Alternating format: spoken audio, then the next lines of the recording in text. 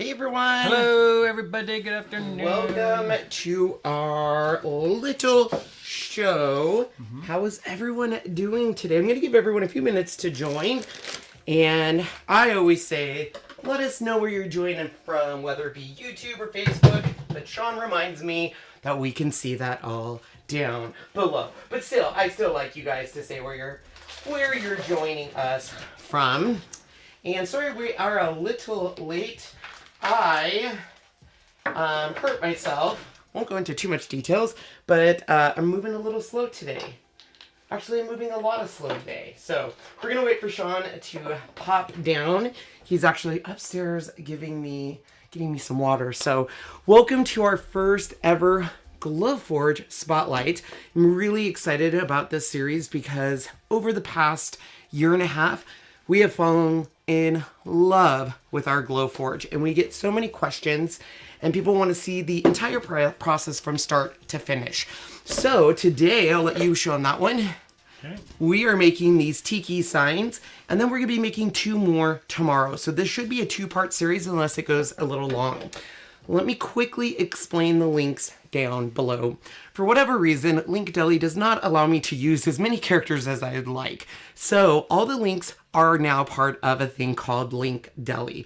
So down below, when you look, you'll see, for example, it will say Glowforge, coupon, shopping list. When you click the shopping list, it's going to take you to a landing page that gives you a whole bunch of options to choose from. And then when you click that option, it'll take you to your final destination. So Glowforge, we're going to talk about, but if you do use our link, you do get up to $500 off your Glowforge. Second part, we're going to be using some files from an amazing company called The Laser Shark on Etsy. Now, in the links down below to these Tikis, I've given it with the coupon code built in. So if you use the links, the coupon code is already built in. But if you go to their site in general and want to use the coupon code, you can put that in at checkout, which is also down below in the links. I do not have a code for DIXIE BELLE. I do apologize. They don't have coupon codes, but we do have an affiliate link down below.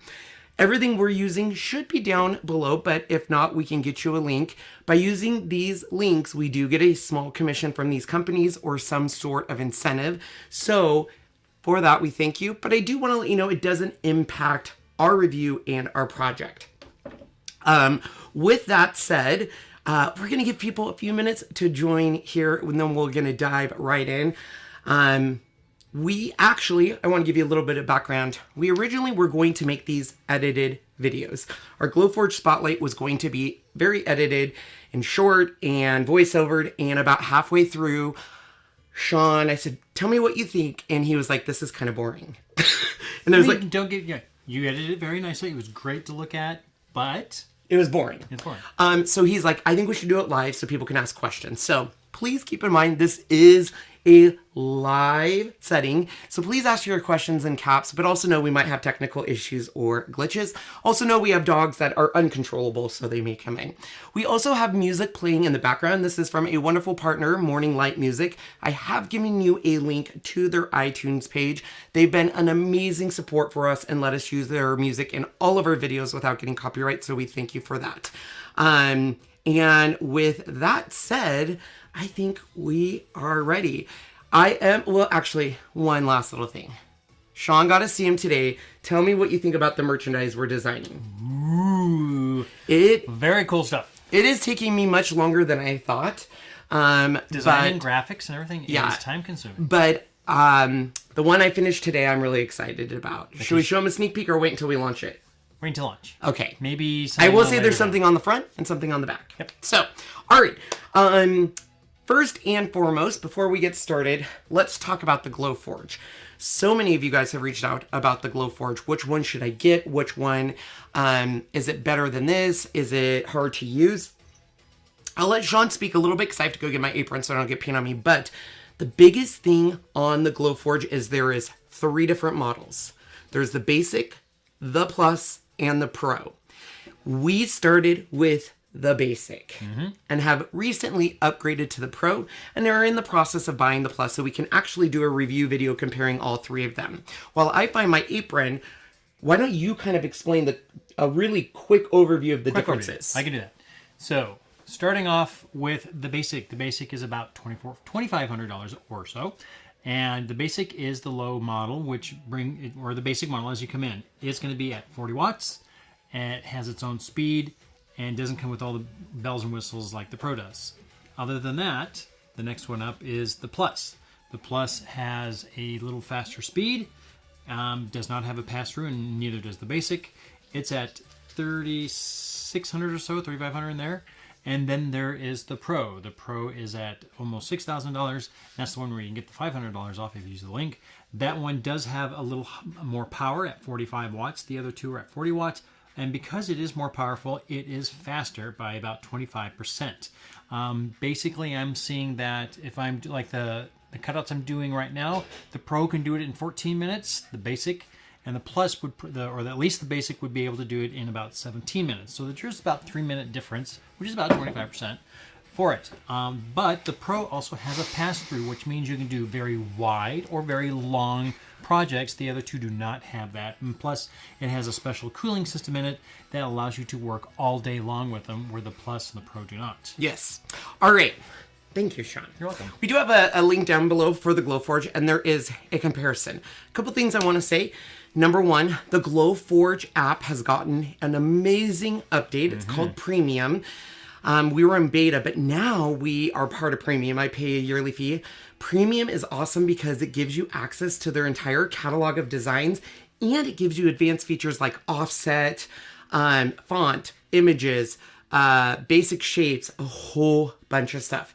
Now, everyone says, is the software hard to use? We're going to show it to you. It is not hard to use.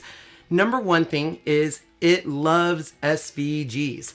So obviously, if you go on Etsy or different places, a lot of brands now are creating Glowforge specific files. Basically, it's still an SVG file. They've just formatted it to fit on a Glowforge sheet, which is 19.5 by 11. Now, you can use any SVG. So this is when I say, for example, Silhouette Online Store.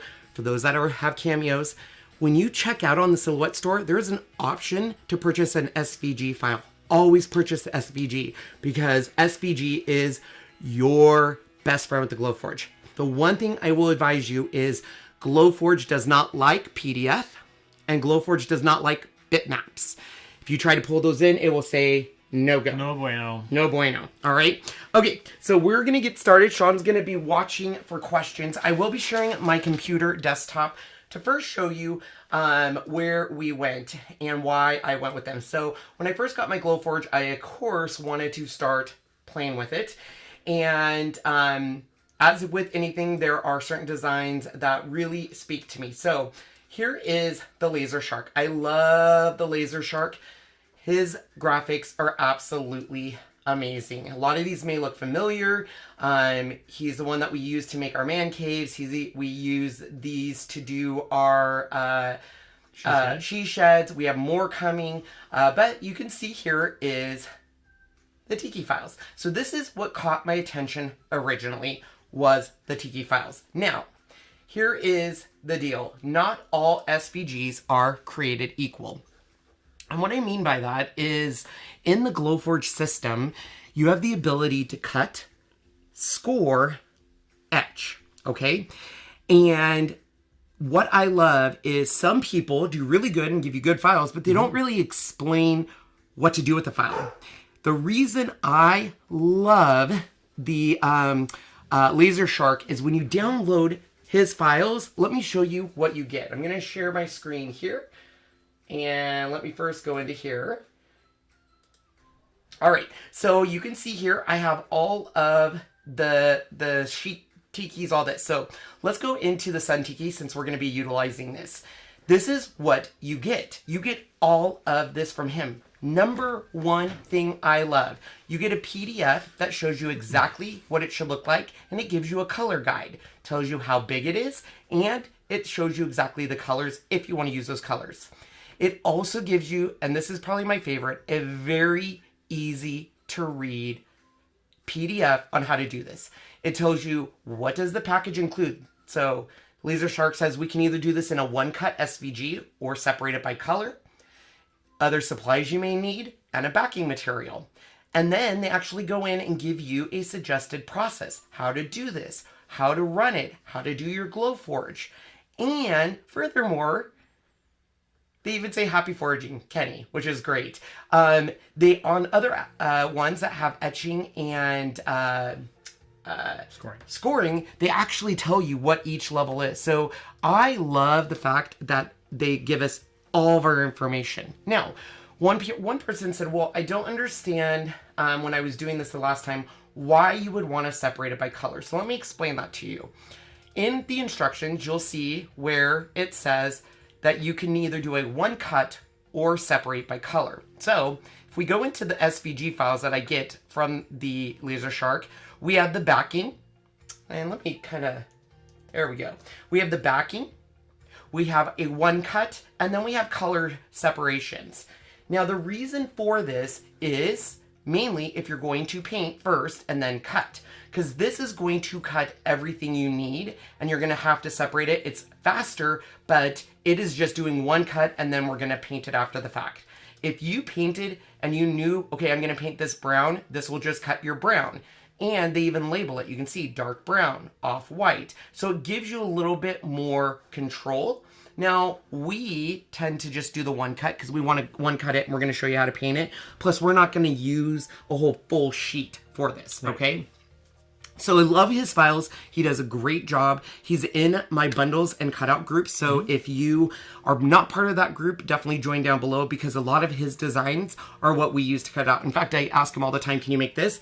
I may have inspired some Halloween license plates, and his name's Ken, which I love. So, of course. Amen. All right, so let's get started here. The first thing we have to do is we are going to create the base. Now, the base is in two pieces here. We have the base, which is this, and then we have the actual slats. Can we go to this camera, Shawnee? Sure can. Okay, so you can see here I have the base and then I have the slats. Now I will let you know these slats are not from the Laser Shark. It's from a different company and they are oversized and I wanted that on purpose. So the first thing I want to do is cut out, let's start with the sun god. I'll put this guy off to the side. So the first thing I am going to do is cut out this backing. So it's super easy. Let's first go into Glowforge software. So Glowforge software is an online system, meaning you basically go to your site and you are logged in. You can see here, we are logged in. Here's all of our designs. Oh, there it is. Sorry. He was delayed. Sorry. It's okay. He doesn't believe sometimes I can't do things, but that's okay. So we're going to upload a file, and I've tried to make this easy, but basically we're doing the Tiki gods. I'm doing the sun Tiki, and I'm just following it all right here. So basically, Tiki, and it tells me, do I want to do the one cut, separated, or backing? And I want to do the backing. Once I've done that, I just hit open, and the Glowforge software does everything for us. It's going to process it, it's going to place it, it's going to say this is what it looks like. Now, here is, you can see we've been cutting. This is the last image that our Glowforge captured. This will refresh once I turn it on and stuff. But you can see right here where the backing is. Now, let me quickly go over here since I know this might be some of you, your first time in the Glowforge software. We have a couple things we can see here. Number one, you have what you're cutting over here. This is the material. Zoom in and out. This is just an arrow that will move your image around. The hand moves your view around. Undo, redo, import artwork. So this is where if you are a premium member, as we are, you can see everything right here. These are all designs that I can easily place and drop. You can do trace, where if you draw something, it will trace it, or you can upload your designs, which is what we did. There's also basic shapes. You can add font. And over here, let me move this out of the way. Not only font, we have offset. You can flip vertical, you can flip horizontal. So it actually has a ton of different features. Now, in order for me to get going, I do need to go turn on my Glowforge. I've uploaded that backing design. Now, if you've uploaded that already into your computer, here's the nice thing. The Glowforge app has been designed to work with basically all mobile devices. You just open Safari, Chrome, whatever, go to app.glowforge, log in, and it easily cut right through Wi-Fi and Bluetooth. Not even Bluetooth, just Wi-Fi. Just Wi-Fi, so it's great. So I'm going to go do our first cut and grab this. Sean's going to get this ready for me. This one's pretty easy. We're just cutting the backing, which is this thing right here. Then we're going to cut the slats, and then we'll cut the Tiki God. We are using our basic. That's one other thing I was going to show you guys, which is kind of nice, is the Glowforge has options to say which one are you using. So it can say, oh, you have a Pro and you have your basic. My Pro is offline because it is not working. So we're going to go into my regular, and then actually should do it from here. What? Cut? Yeah. Oh, well, let's see. Let's see. Yeah, if it comes up online, it should actually cut from here. Let me go let's go see. I think it's still on you, Sean. Let me make sure the Glowforge is on. Yeah, it is on. I left it on from earlier. Oh yeah, it's on. Yep. You can see it. Yep, we can. Perfect. So why don't you explain what I'm doing? Okay, we're going to take off your text here. Why is that there? Because remember you hit text? Oh. It popped up. Go ahead. Take care of it. Oops, sorry. There you go. Okay, so since it's already there, I can show you here. Let me go to the desktop here. Okay, so here is my basic square. Nothing fancy, right? It's already scanned the product that is in there. So you can see right here where there's this QR code. The camera takes a picture of that and says, oh, you are using our software or our material. Now, you do not have to use their material. I like it because number one, the machine automatically knows what it is, and we've had the best results for this. Unfortunately, there have been times when we've used other people's, which we actually are going to start with someone else's, and sometimes they have a slight curve or something like that. So, in fact, I need to go change out that board. I'll be right back. So why don't you go back and share your desktop? All right, I'm going to go back to our desktop here. So I'm just going to use my hand here up here, and I'm going to just move everything right over here. If you're using an iPad, you can actually just use your fingers to move all that around as well. And okay, so while that is registering, here I'll show them what we're using. Can you go down to this camera for me, Shawnee? I sure can. One moment. Okay, so this is the Glowforge product. You can see this says medium draft board. It has a QR code. This I bought off Etsy, and it's just a piece of wood, nothing. And this is what they call plywood because there's layers in it. So you can see it is a little bit smaller. The other thing I don't like about some of the wood I get is it has a slight curve. Moisture. The moisture curves it, which isn't a big deal, but it can be if you're cutting and it doesn't cut all the way through. So you can see right here, the Glowforge is nice, where this has a little bit of a curve to it. But we are going to end up using this. It should be in the machine. So let's go back to the machine and see what we have going on there. You always got to pull that back up, Sean. Okay, so because we put in a piece of wood, it has no idea what it is, we have to tell the system what it is. Now, you can either test it, you can, they do have a beyond the manual where a lot of people have created their own settings, but essentially what we do is we have a millimeter measurement, and if it's the same thickness, which this is the same thickness as medium draft board, I'm just going to select medium draft board. Now we have a red line. If you were to move your item off of the Glowforge path, it will go from red to black saying no go. If we move it back, it's going to say yay. If you were to go from cut to score, it changes to a pink, and score to engrave, it fills in the entire area that's going to be engraved. So that's how you know what it's doing. So we're just doing a simple cut, just like that. Once we're ready, all I do up here in the upper right hand corner is I say print. And the Glowforge, what it's going to do is it's actually going to go take a measurement of the wood, and it is going to get all of the precise movements.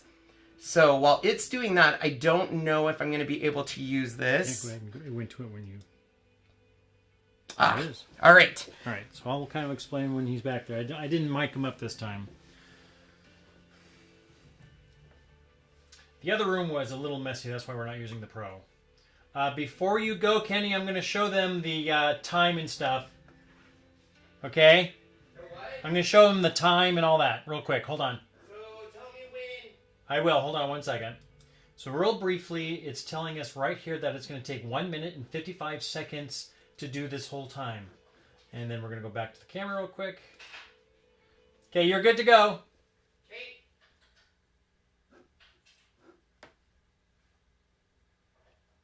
This is our inline fan. The inline fan is a different fan that allows us to not use the internal fan, which is extremely noisy.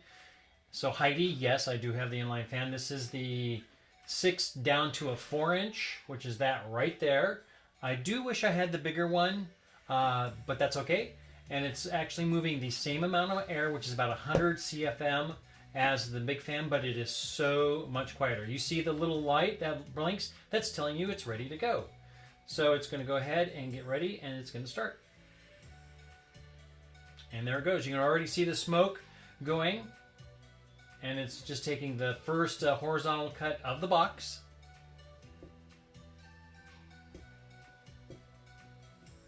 And we're already down to 1 minute 40 seconds for it to last. So if this is if this was the Pro, it would do it a little faster, only by about 25%.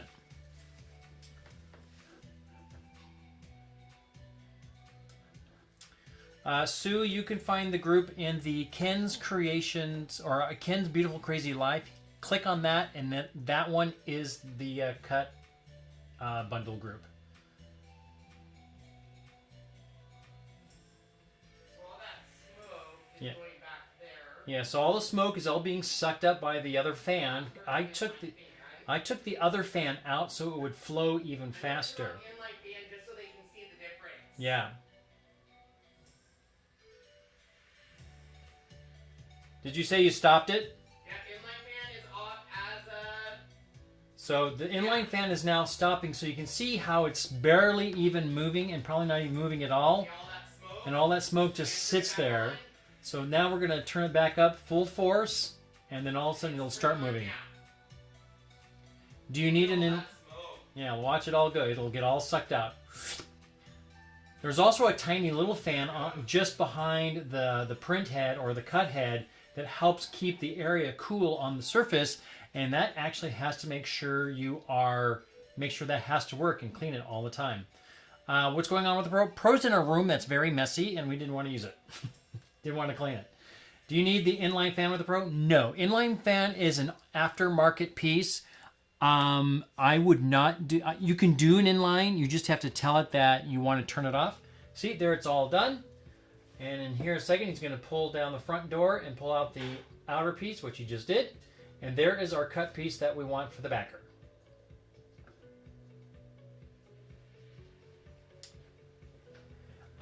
Yeah, Diana, Glowforge does have a problem. Here you go. With getting their stuff in stock because everybody's home. So my advice is sign up for their email alerts. Mm-hmm. Because when they go, like one time we ordered 800 at one time, so I know they get a ton in. I do want to mention one thing, that inline fan on the Basic is a must. Before we knew about that inline fan, we were in Utah and Jazzy was cutting some stuff and Allie calls me and she's like, your house legitimately smells like a campfire and Jazzy smells like a campfire. And what ends up happening is especially if you're doing a big cut, all that smoke starts to billow and it will come out of the machine and start filling your house, like to the point where it set off our smoke detector. And you even get like a residue in your house, kind of like ash. Once we got the inline fan, Sean was like, oh, night and day. And talk about being much quieter. You can actually hear the motors that move the power head so much easier, and you don't have to wear I'm gonna earphones go ahead and and just stuff. use the iPad to do my next cut. So, okay. Do you want me to show them how the iPad works or no? Yes. Or do you want me to do the iPad in here and show them? No, you can show the iPad here. Okay. Let me get to it. Hold on, guys. Let me know when you're ready. Okay. Do you want me to bring the camera to you? No, you come get it so you can explain what's going on. So 1 sec here. Okay. Okay, here we go. Thanks, Shawnee. All right, we're actually on that camera. Okay. So we'll watch you work your way over, and then we won't see anything here happen, only because this one will no longer work once he connects to that. So we're going to take that board, put it right back in there. Julie, where can you find acrylic other than Glowforge? You have to just go online. Etsy probably carries it. There's a whole bunch of places. So there's, you go to app Glowforge. Sorry, oh, there it goes. You just log in just like we did. And then you're going to select what you're wanting. There it is. Well, that's a slow focus on this app. And what he's doing is making sure it turns completely red. If not, and you can use your arrows to fine tune it exactly where you want it. We're choosing the material because it doesn't have a QR code on it. So he's just moving it down. This one's going to be like just barely the right size. So it says like it's a little off, so we're going to move the actual surface. This stuff is smaller than normal Glowforge material. Shannon, you're about right. The Glowforge is kind of like a scan cut for wood, plywood, and acrylics. It's not powerful enough to actually cut metal, though, unfortunately. So I showed him in the beginning that if you don't have it lined up perfectly, you're not going to be able to cut, especially if it's at a crooked angle. That's kind of what I'm trying to show him. Yeah, so the material was in there kind of crooked because it is a smaller piece, and the part that we're cutting is like right on. So we got to make sure it's all right in there perfectly. This is the only thing you have to deal with when you're buying non-Glowforge. So even now I have to open it and take it up a little bit. Yep, so he's just got to make it so it works. Kind of why Etsy, like these are not cut per Glowforge, so this is where I like Glowforge product. Thanks, Heidi. Kind of keep moving it until we get it where we need it to be. The thickest piece of wood, I think, is a 1/2 inch, but you have... Say again? Now we can see it's red. Okay, now it's red. It might be a little hard on that camera, but it's all red now, ready to go. He hit ready. Now it's going to figure out how long it's going to take. Basically, the computer figures out all the movements it needs to make.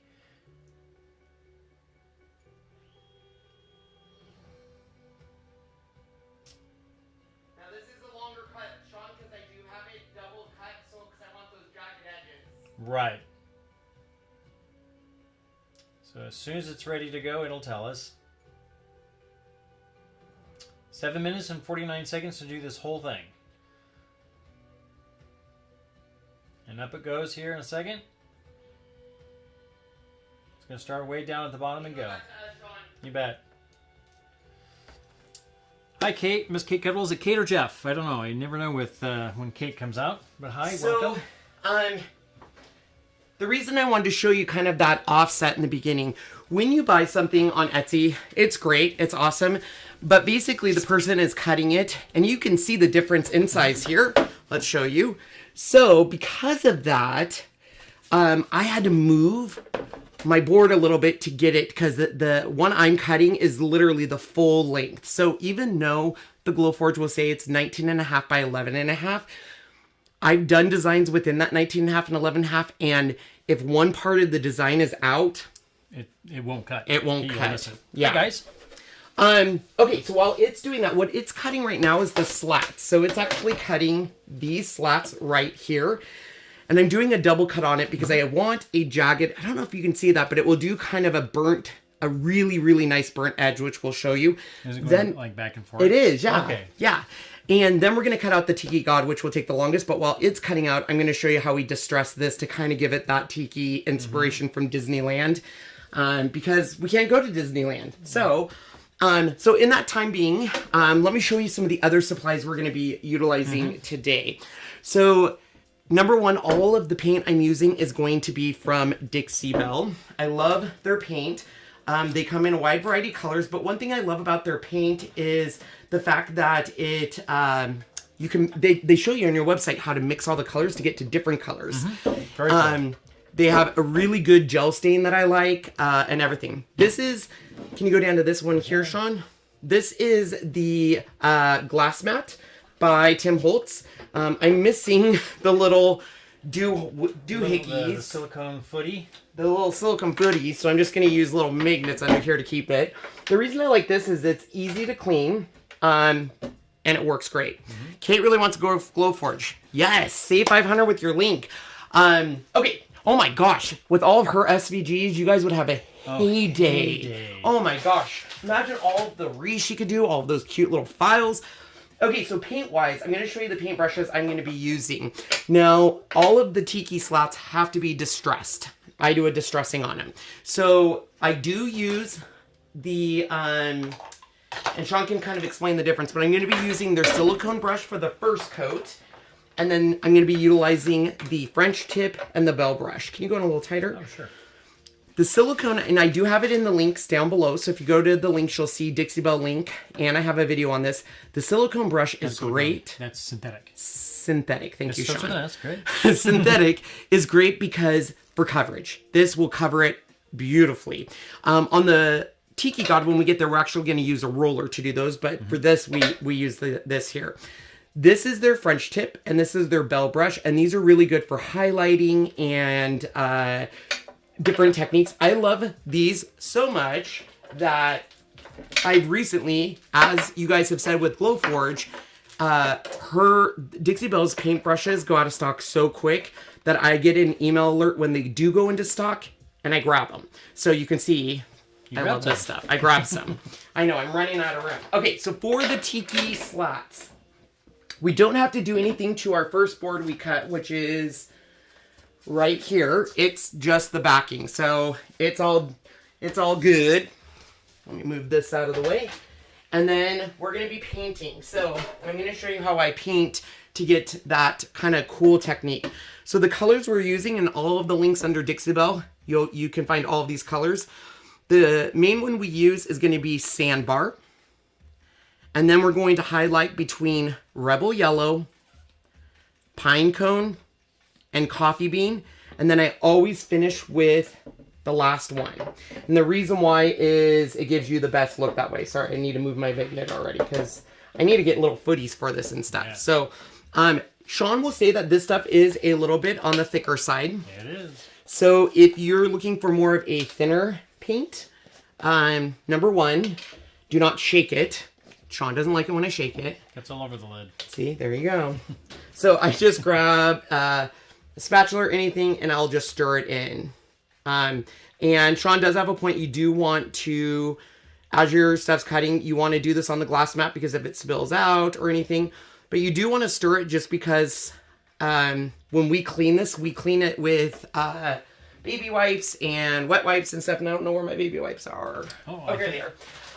And sometimes the water will settle on the top, but Sean tends to be very picky on me cleaning, so this stuff goes a long way. You can actually water it down by just using a fine mist sprayer directly into the water, or you can do it sometimes into the lid. These ones are pretty good. So the order I'm going to be utilizing these is just as you see. I won't spend too much time, but I do want to show you. I get a lot of questions on how do you get a distressed look when you're using MDF board or wood that doesn't have that wood grain that you're looking for. So I'm going to show you how I do that. And the inspiration really did come from the Tiki room in Disneyland. And my brother has his backyard all done up in Tiki styles and stuff for his backyard. You can come up, Tess. I'm going to go get those things that should be done here. Yeah. So I'm going to answer a quick question from Sandy. If the wood is wavy or warped, does it affect the cut? It can. It would have to be really wavy. I mean, more than an inch, but don't use that if it is. Most of the stuff you're going to buy should be flat. This board just had a slight curvature, and we're talking slight, probably less than 1/8 of an inch, if that. So it's going to cut just fine. So usually I have not found any problems with it. Heidi, you got to get some of that paint. If it's right next door, go get it.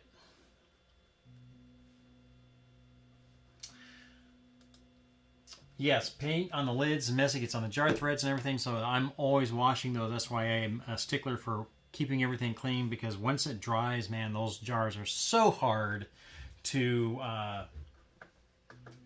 undo when they're like that.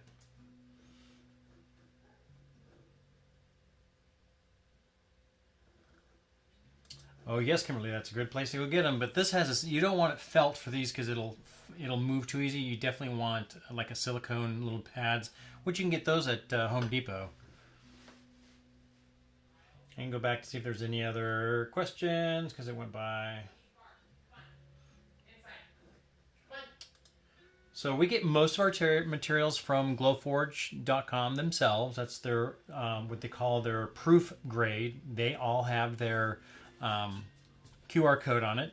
We've also bought a lot of the wood from Home Depot. So it's kind of a plywood. So there's a veneer of the actual wood. Like we have cedar,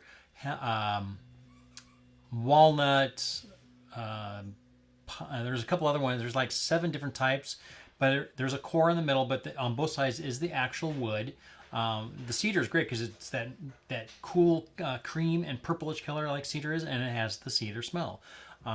So you can get that, but I don't know if it's the exact same size as Glowforge. I think it might be a little smaller, but you can work with it. As long as it can fit inside the cut area, you're good to go. Yeah, about 1/2 inch is about how thick, but it can't do it. I don't think you can do it in one pass. I think you have to take multiple passes when you start cutting thick wood like that. Most of your pro grade or your proof grade and stuff is either going to be 1/8 of an inch or 1/4 of an inch. That's what most of the stuff, even the acrylic, is the same way. About 1/8 to 1/4 of an inch. That's the most working size. But again, if you need to go bigger, you can. I'm also going to try etching a piece of black granite that I found. That's going to be where it's going to be etching back, where it literally goes back and forth and etches. So once I figure out how to do that, and that's 0.37 inch, so it works fine. If you get anything too thick, the bad thing about a 1/2 inch piece of wood is that the back fan of the head of the cutting head, way in the back, there's a little fan and it blows air across it to keep that area cool and keeps the smoke out of the way and all that stuff. A 1/2 inch is actually too big, and that scoop will keep hitting it. So you literally have to take out the crumb tray, put something in a little thinner, and place that on there to cut. And that's the only way to go. But the thing is, the distance from the cutting head to that piece has to be within a certain amount. And if you don't do it, it won't cut. So there's stuff that you have to read up on to be able to do that. Sorry, that took a little bit longer. I wanted to get the other ones cutting so we didn't have to wait for that. So you can see kind of where I was going with, see how we have this really nice dark edge. I don't want to paint over that because I really like that for that kind of tiki feel. So the first thing I'm going to do is take my synthetic brush. Now, they advise getting it wet before you use it.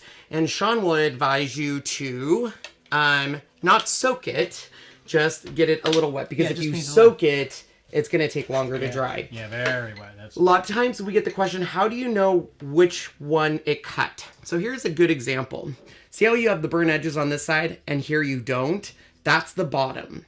Because this is basically the burn marks from the crumb tray. And it's mostly smoke is what it is. Because you can actually rub a lot of that right off. Yeah, oh yeah.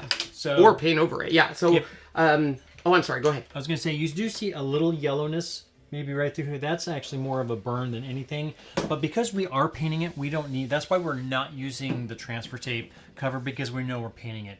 But if you want to use the actual wood without any of those on it, then yes, put the transfer tape on. And I would suggest and highly recommend getting one that is sticky. Oh, yes. The one that we bought sticks, but doesn't stick well enough. So we have to kind of be careful on what we put on there, because if it doesn't, it'll start pulling up and can catch fire because it's just a piece of paper that's flying in there. And we had that problem. So you have to be very careful. There is stuff that is very sticky and works really well. So all I'm doing is adding the first color, which is my sandbar color, on here. So this is going to be a base coat. Now you could roll this. A lot of people will say, couldn't you roll this and get it faster? You can, but I kind of want to get a little bit of the brush marks. Even though the synthetic should not have brush marks, if you paint it in a way, you'll get those brush marks, and we kind of want that, I don't want to keep saying the Disneyland feel, but you kind of want a real tiki hut feel to them. And we have found at least for me, brushing it versus rolling it. We will roll the other pieces when we actually build the tikis. So, and I'll be cutting, once we're done, I'm going to be cutting in between painting stuff just so we can try to get 2 done and still do a live tonight for our other channel. Because that's what we do. Huh, Sean? That's what we do. Cindy said, did we cut this Halloween sign with our Glowforge? No, but you sure can. This is actually metal. It cannot cut metal, unfortunately. It's not powerful enough. You can bring it into the shot to show But them. you need... That would be a plasma cutter. Plasma cutter or a fiber cutter. A laser fiber cutter can cut metal. Ooh, fiber or a cutter. very, Do very I need powerful. this in my life? It's the AP laser that we were looking at does not. It can etch really well, and it can cut some really soft metals, but not much. But if you really want to cut the good stuff, you need a fiber laser. Yeah. So this here is actually just a piece of metal, but you could actually scan this, trace it, and then cut it on a piece of wood with no problem. Yep. No problem. In fact, I was shocked on the scanning. We took our names, we autographed our names, and wanted to see how well it traced. I don't know where that piece went, but it did an amazing job tracing it. Wonderful. All right, so I am going to go, and that is our base coat. We just need to let it dry. Now, one thing I love about chalk paint in general is it dries Quickly. very quickly. I'm going to take this out of the way until we roll. Jeff and Kate says they can watch you for hours doing this. Aww. So You guys are I'm awesome. going to use my scrubby to get all this paint off. I do not have that connected. But I can. It's okay, Sean. I'll end up using it again. Okay, I'm gonna get that camera ready. I have an overhead camera. That works with a sync. We'll get it. Yeah, I want to make sure it works. Yep, it works. There she goes again. She wants to go back outside. She can't decide whether she wants in or out. In or out. Oops. Okay, I should hear some music in the background. I hope. All right. I kind of find it's better than silence. Silence. Music instead of silence. It's so much better. Oh, yeah. So I'm just going to quickly dry these.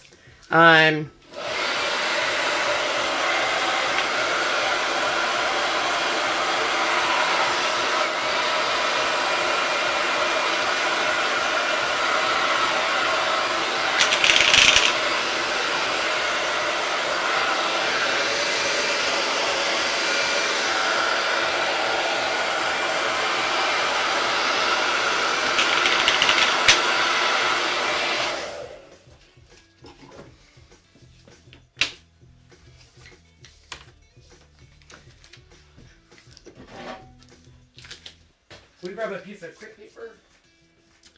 Some more what? Butcher paper. I'm gonna grab paper, but there's a tiki head on it. All right. So we are going to do our first distressing. Okay, so what I do, I'm going to put this off to the side, is I am going to do what's called a dry brush technique on this. So, if you do not like getting your hands dirty, you can wear gloves. I don't, but you could. I'm going to start with the French tip. Now, this is what's going to give us kind of that faux finish. Now, what I do is I just put some, and I do use butcher paper, not parchment paper, because you kind of want it to dry out. So I'm just going to feather it out like so. And then taking this, I'm just going to very lightly just go back and forth. And this is going to create this really cool streaky look. Now, you can go as much or as little as you want. And the nice thing about this dry brush method is it pretty much dries instantly. So I'm going to do that to all the pieces. Let's show you up close here. See how? So this is just the first layer. When the Glowforge is done, Sean, can you go ahead and put in, well, maybe I should. We need to cut another backing for the next one. Actually, we can cut the Tiki God. Tiki God next? Yeah. You want to show that part? Yep. Once we get there. Is my Glowforge still cutting? Oh, it's on the... Yeah, it's on the other one. I hear it, so yeah. So Trent has a quick question. How often do you need to hang, but I think you meant change, the laser tube? As far as I know, you don't have to. I have really never heard of it unless it goes bad on you. But you know, the thing about the basic and the plus is that it only has a 6-month warranty, where the pro has a year. And I will say, I went to their website today. They are guaranteeing their price for all of 2020. So if they decide to do like a Black Friday sale or a different changes on price, they will honor the sale price. Nice. Which is really nice. So, and I'm sure Sean said this, if you use their code, you get 500 off the Pro. If you get the Plus, it's 250, and then 100 off of the Basic. The Basic, yeah. Hello, Taylor. All right. Do you want to, you don't want to do this, do you? This? Yeah. I can try. Okay, I'm just going to go cut the other base so it's done. Okay. So that way we can go, and then I'll do the Tiki God. So that one's done. Do you just want to hit the rest? Mm-hmm. All right, here's my chance.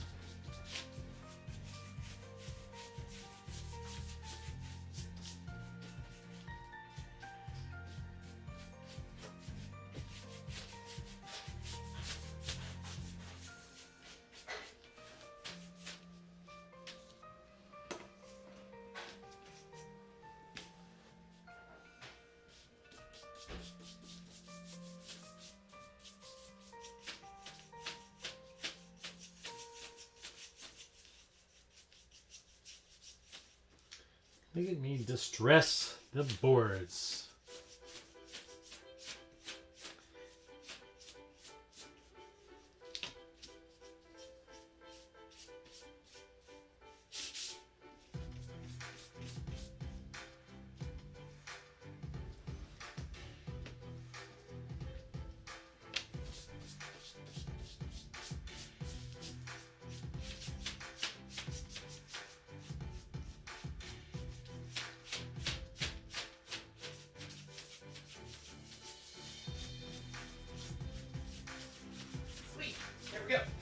Now we can do it all at once. Thanks. So I'll finish that, and if you want to do the base layer of that while answering, if you can, I don't know, can you do both? Yeah, so far we don't have any. Okay. So when it comes to layering, the more you do, the more dimension you're going to get, the more realistic it will look. So Sean will start those ones, and I'll distress them. But we are all done with our yellow layering. All I'm gonna do is take this, hold it inside out. We got this. You can go to like a URM, well, or a restaurant supply store, or see if you have any paper mills in your town, is the best way. Okay, so since we did the dry brushing, it should be dry, but if you want to, you can hit it. And it's dry. Just like I thought it would be. Okay, so the next color I am going to do is Pine Cone. And this one I'm going to use the BELLE brush. Here you go. You need this? No, I need paper. Oh, sorry. Unless you want me to use this one again. You can just use that one again. Just stack those all up. They're all dry. He's going to do the base coat on this. And then I'm going to show you this. This is the Pine Cone. And this is the BELLE brush. Now the BELLE brush is more flat. So we're going to do this. Get it nice and dry brush. So there's barely any paint on there. So when we hit this, it should not be a ton. Let me do this at an angle. So what it's going to do is it's just going to highlight the top, which is all you really want. Now, I will say if you're using MDF or certain pieces of wood, after time, if you do too much distressing in a row and your paint is pretty wet, you're going to get, I call it pilling. It looks like a little pilling of, I don't know, little pills. Not the pills that you take and make you happy, but you'll get some, why does it do that, Sean? What's that? When you put too much paint on MDF, it'll start pilling on you. Right? Is that what that's called, or what is it? Pilling, I'm not sure what it is or why it is. It just does. It might be because MDF is basically like taking a bunch of sawdust, putting glue in it, and then putting it under extreme high pressure to get it all flat. Where can we get these brushes? Ask Cindy. Cindy, you can get this. So in the description, I don't know if you're on Facebook or YouTube. She's Facebook. Okay, so above us, there should be a whole bunch of links. There should be one that says DIXIE BELLE linked. You're gonna click that. It's gonna take you to what is called a Link Deli landing page, which has all of the DIXIE BELLE products. And this one is called the BELLE, but you'll just look there for all of them. I started with their BELLE brush and their French tip. And I'm gonna be honest, you guys, I was a brush. I literally thought all brushes were the same. So I went to the dollar store. I know, judge me, it's fine. And bought brushes. And let's just say I had an edumacation. And not all brushes are the same. So I love these brushes. I do get the dollar store brushes to do our final, which I'll show you very end when we're brushing. But I'll get their 1-inch brush to cut them just to give it our distress look. You'll see that at the end here. So I'm just going to keep going through with the pine cone. And I will get a new butcher paper between each one because I don't want the colors to mix. And I am telling you, do not overthink this. Very lightly go over it. And almost the less paint you have, in a way, the better, because you're just trying to highlight to give it that wood look. Here we go.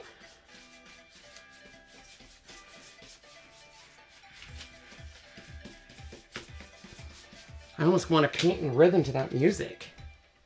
Dance. Sarah says exactly, it's pressed and too much water will create the pilling. Sarah's Kreations. Do you know my best friend growing up was Sarah? And she spelled it just like that without an H. And everyone wanted to add an H to her name, and she would always say, my name doesn't have an H on it. Got very upset when people put an H on it. All right, we are done with that. We're going to toss this in water, throw away this butcher paper.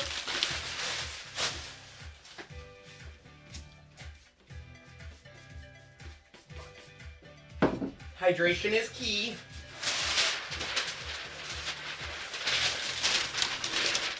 All right, once again, they should already be dry. If they're not, they should be. But now this one is pretty dark. This is called Coffee Bean. So Deep, deep brown. Deep, deep brown, like Sean likes to say. Deep, deep brown. So this is not a DIXIE BELLE brush. This is a 1-inch brush I think I got Home Depot. at Home Depot. I am not going to put a lot. You can see right here. It is synthetic. Yep, it is synthetic, but I am not going to put a lot. That's about it. Because all I want to do is just gently, if you put too much of the dark, it's going to overpower it, and you don't want that. So that's all I'm going to do, but you can definitely tell the ones that have the dark and don't have the dark. See there how this one has more definition? That's what we're trying to do. Since these are, we're doing a dry brush, they almost, I don't want to say they dry immediately, but they dry pretty quick. So I'm just going to hit this with the dark, just like so. And we're going to do these all in a row so we don't have to worry about it. Because once we start rolling, rolling's easy. And see right there, if you do get a spot that's a little bit darker, that's okay. Because it's supposed to mimic that kind of tiki naughty, not naughty like, ooh, you're so naughty, but like, you know, naughty. Sometimes I do this, where I'll just see on the wet paint here, I'll just let it drop. And it gives it this kind of distressing of its own. And you can always lighten it up. In fact, we're going to end up lighting these all up on our final 2 paints. It's funny, everyone watching back, to me this would be the boring part, but it's my favorite part. I get lost, just like paper crafters, they get lost in, you know, the cutting and then assembling, and then they put, you know, glitter on it or they dress it up. I get lost in distressing and painting. I love distressing and antique and grunging things up that, you know, because every time it's different. But sometimes the best compliment I've ever gotten from Sean, and I am not kidding, is when I first started doing distressing of wood, I found out the thickness of the paint mattered. The thinner the paint, the easier it is to distress. And I distressed this one thing with another brand's paint, and I showed Sean, and he literally goes, oh my gosh, that looks so good. You could even I mean, you could sell that at Hobby Lobby, which told me one of two things. One, it was a compliment. Thank you, Sean. Number two, everything else I made up to that point was crap. So I guess my cards weren't good enough. Your cards were beautiful. Like Allie said one time, I posted a card one time on Instagram, and Allie goes, "Wow, you've come a long way since your first cards that look like they were made by a first grader." Oh my goodness. Hi, Jazzy. Hi, Jazz. Ask Jazzy. I'm all about the distressing. Leslie, I'm not sure what you mean as far as the premium access. Do you and other owners think it's worth the cost? Yes. So she's asking, it's also down below in the links, but there is a new feature in Glowforge that's premium. We got it for free in the beginning to try out the software. Now you have to pay for it. I like it because all the designs are free. So the designs in their catalog that you normally would have to pay are all free. And they have some really cool designs. I like the offset feature. There's a lot of stuff that I think is worth it. All right, so last distress. And this one, I'm going to bring it all out. And then we're going to do... This is where I say we do lighten it up. So, go to Dollar Store or your Dollar General or whatever you call it. Buy their 1-inch paintbrush. It's usually Firm if you can find it. Firm if you can find it. It's usually about that long. And all I had Sean do was cut it. And now you can see it's kind of like a poofy. And I literally use this to pounce. I'm going to show you what I do. So I'm going to put all these together. Like so. And then we're going to dip it in a sandbar. Like so. And we're going to pounce it first off to the side. Like so. And then you're just literally...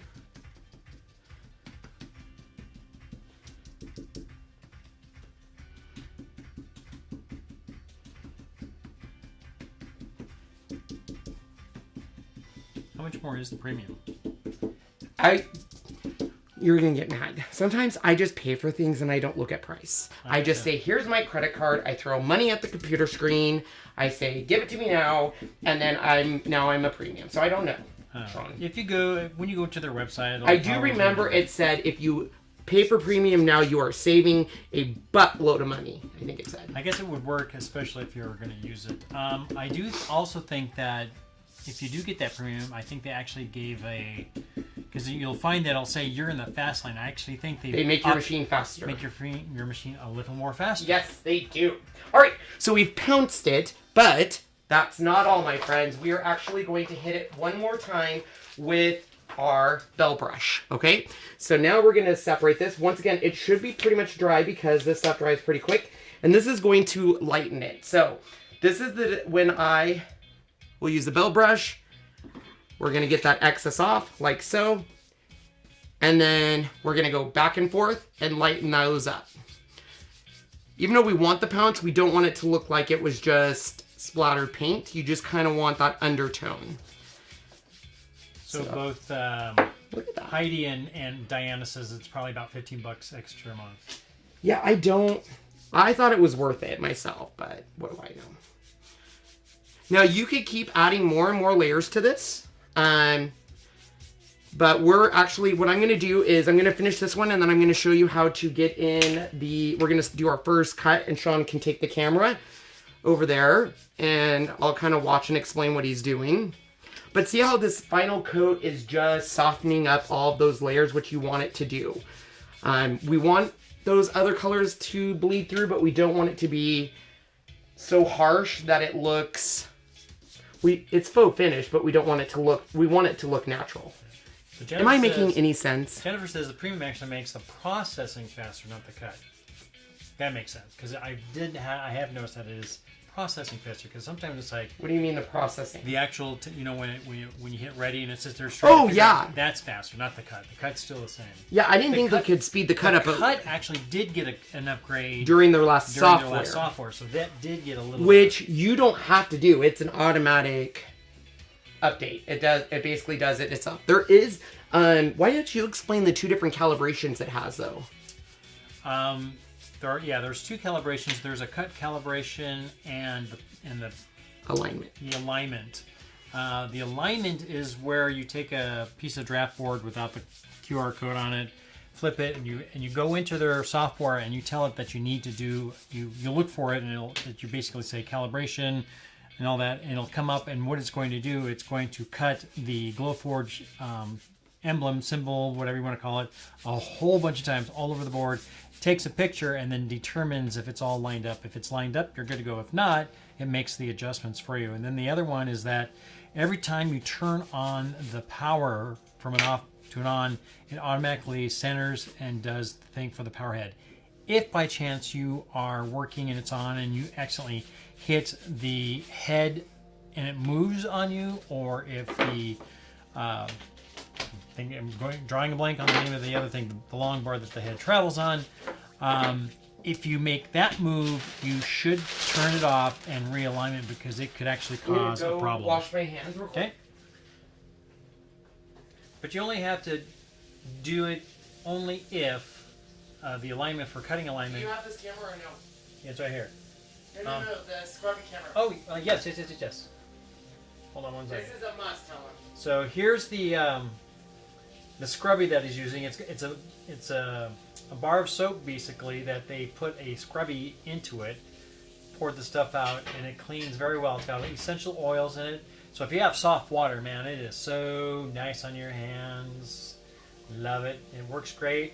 One side is scrub. The other side would be more of the soap until it starts dwindling down, and then at the end, when the soap is all gone, it becomes just, see, there's the scrub side, and then there you can see the soap side. This one is the lime flavor. They have 3 flavors: lime, lemon lime, and orange. So if you like one better than the other, that's great. You are right in it. It makes it look naturally distressed. All right. I will distress the other ones here in a sec. Why don't we go ahead and show them the next cut? Excuse me. You grab that. I gotta get ready. Okay, here. I'm gonna go back up to us here real quick, everyone. Okay, so we're gonna start by cutting the sun god first. So once again, this is pretty easy. I'm going to go, anytime you're in the Glowforge software, let me share my screen. Anytime you're in the Glowforge software, it's gonna take you to your last cut. And I'm just going to hit the little Glowforge sign, and this is our dashboard. For those of you that were saying, is the premium worth it? Here's their catalog. Their catalog is their designs. So free with premium. I'm a premium member, so all of these designs that would normally be a cost, I get for free. So you can see there is a ton of designs that are ready to go, and it truly is click and go for their premium design. So I like it. That's me. All right, so we're gonna upload. Now I am doing the all-in-one cut because it's going to save. So I'm gonna choose this. Sean, do you want to go put in the Glowforge board? Mm-hmm. So I'm gonna open this and let the system do its thing, and Sean's gonna go put in the actual certified Glowforge board, which is the medium draft board that I get on their site. So, for example, if I go to shop here, I'm gonna open it in another link. This is where you can buy all of their certified material. We have all of it. The draft board does go pretty quick. You can see it sold out. So there is draft board unfinished. If you hit email me when available, it's going to say, do you want the medium or the thick? So then you have to put in your email for each. And then once you put in your email, it will give you an alert saying, we have it in right now, go get it. All right. So as Sean puts in a new board, all I need to do is rotate this. You can manually rotate it, or you can go into all of these features over here and you can rotate it by using the rotate tool. So you can see right here, there's a rotate tool, and we're just gonna move it. Now Sean's already placed the MDF. You can see it's Glowforge because right there is the Glowforge QR code. So it already read it and knows that it's a medium draft board up here. So if it was a different piece, thick draft board or anything like that, it would use, it would change up here to its actual. And then it also tells the Glowforge that it literally is MDF and it should work fine and you don't have to worry about your settings. So since we're doing this all in one cut, I am actually ready to go. Sean has finished it, so I can hit print. Now, while we hit print, it's literally doing everything for you. It is telling you we're auto-focusing on your material.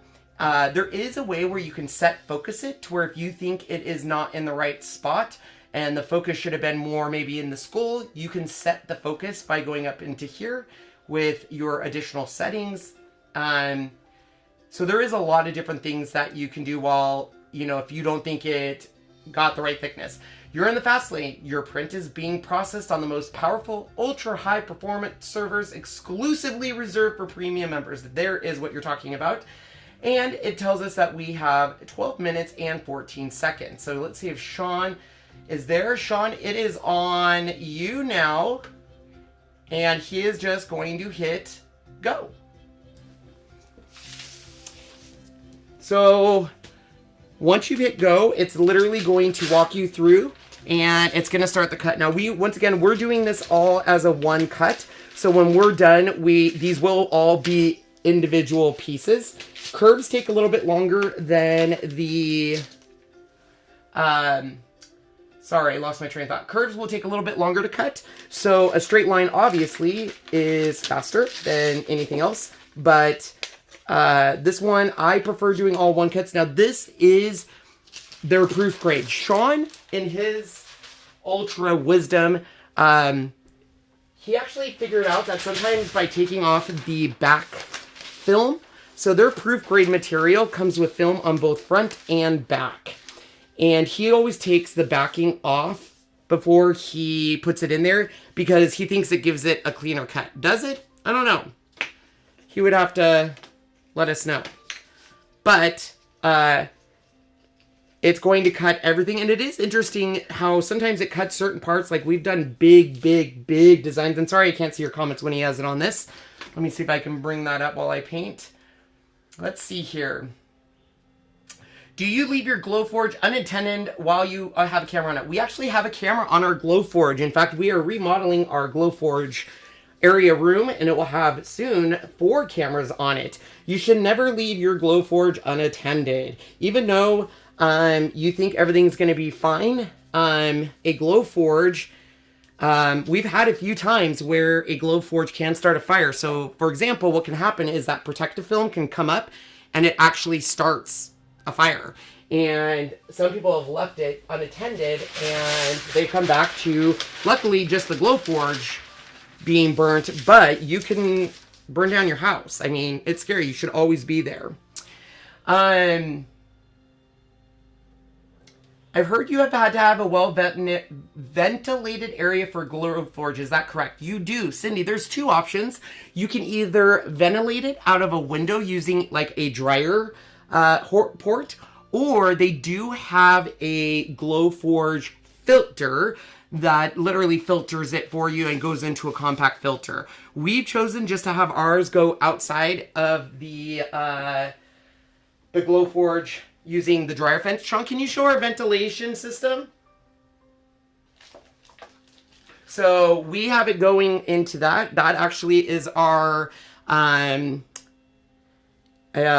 is the fan that gets it all the way out, and then it goes straight out into outside. So yes, it does. Fatima says, I don't understand how the pass-through works. I can't really show you how it works on this one because this is the basic, and the basic does not have a pass-through. We do have some videos coming through, but basically the pass-through uses the camera, takes a picture of it, and it tells you to move it into a certain area, and it will continue the cut. So think of it as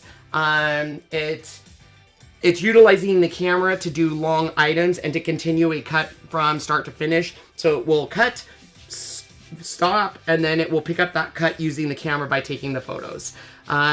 We have not used the pass-through, to be honest, because we have been so busy doing a lot of cutouts for our cutout group that we haven't had the ability to use it. But I've seen some pretty amazing stuff using the pass-through. Does the Glowforge material come with a layer on top to protect the wood? All Glowforge proof grade material comes with coating on the front and the back. So the front of it will have the QR code. On the back, we'll just have protective film. I think they're using a little bit of a stickier protective film because we had bought the film ourselves, and it comes off really easy. There's stuff we have to use I use the Siser weeding tool. It's my favorite weeding tool to get the film off. But Sean will take the film off of the back to save time. So that way we're not sitting there and taking the film off the back and then taking it off the front. He just takes it off the back and it doesn't impact the cut. It's not like impacting it where it's gonna, damage the cut or anything. Let's see here. Is this cutting in one cut or are you having to do multiple passes? This is cutting in one cut. This is a laser cutter, so it is actually cutting all the way through. This is the medium drop board, which I think is 1/8, but it cuts all the way through using the laser. So this is no multiple passes. In fact, I don't think we've had to do any multiple passes on any of our Glowforge cuts. It would have to be some pretty thick stuff for that. Sean is the basic 40 watt. What wattage is the basic? So it's 40 watt basic and pro, basic and plus is 40 watts, which is pretty powerful. So it should cut in one thing. I hope I said that right. What's the next best thing to get if you cannot afford a Glowforge? To be honest, I don't know. I've tested a few of the other machines that are more budget friendly, and the cost between that and the entry-level Glowforge doesn't warrant it in my opinion. So I would say save your money for the basic because it's we just tested one and nothing against it. It was called the Laser Etch. It did exactly what it's designed to do, but like to do the same kind of cut the Glowforge is doing, we would have probably looked at having to do at least 8 to 20 cuts, pass cuts, which is crazy.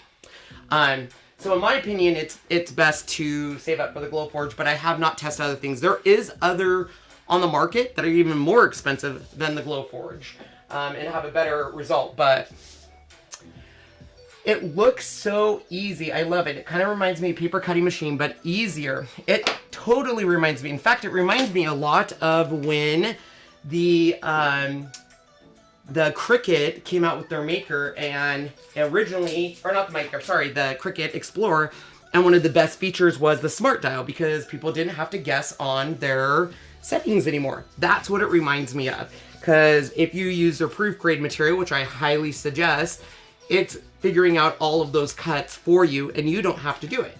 It knows the speed, it knows the force, all of that is done. Sean knows more about that. He's played around with a lot of custom settings on doing different Ray Dunn lids. Like Ray Dunn, for those that know what Ray Dunn is, they have like salt and pepper shakers that have wood tops on them, and he's engraved on those. And we didn't know what to use, so he had to use his own settings and stuff like that.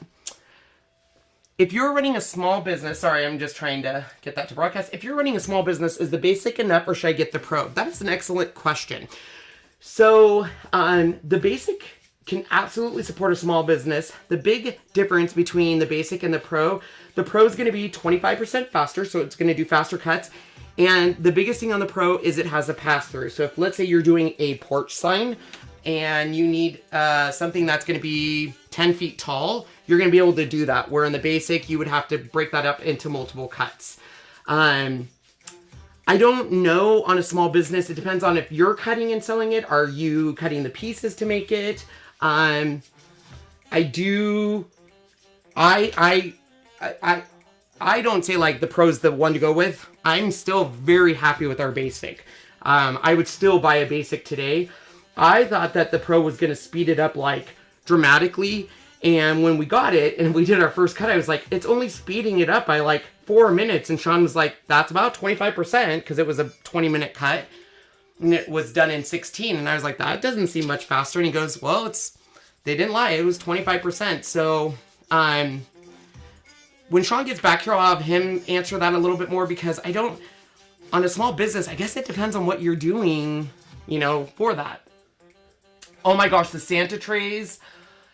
Oh, Dina, I love them. There is also a 6-month warranty with the basic where the pro... Oh, thank you, Shelly. That is a great point. Yes. So here's the deal is your pro has a 1-year warranty, your basic and plus have 6 months.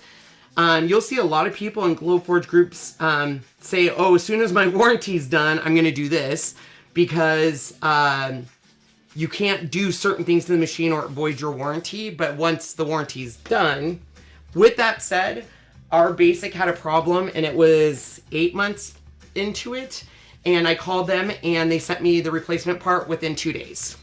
So I will say their customer service, some people will say their customer service sucks. I don't think it sucks. I just think there are a lot of people at home right now doing cuts. A lot of people using the Glowforge and buying the Glowforge. For a while there, the Pro was out of stock for the longest time. And I think it's just trying to get through to all that. But I found that their email is the fastest, and make sure that because their email will come back with something called Zendesk. Zendesk.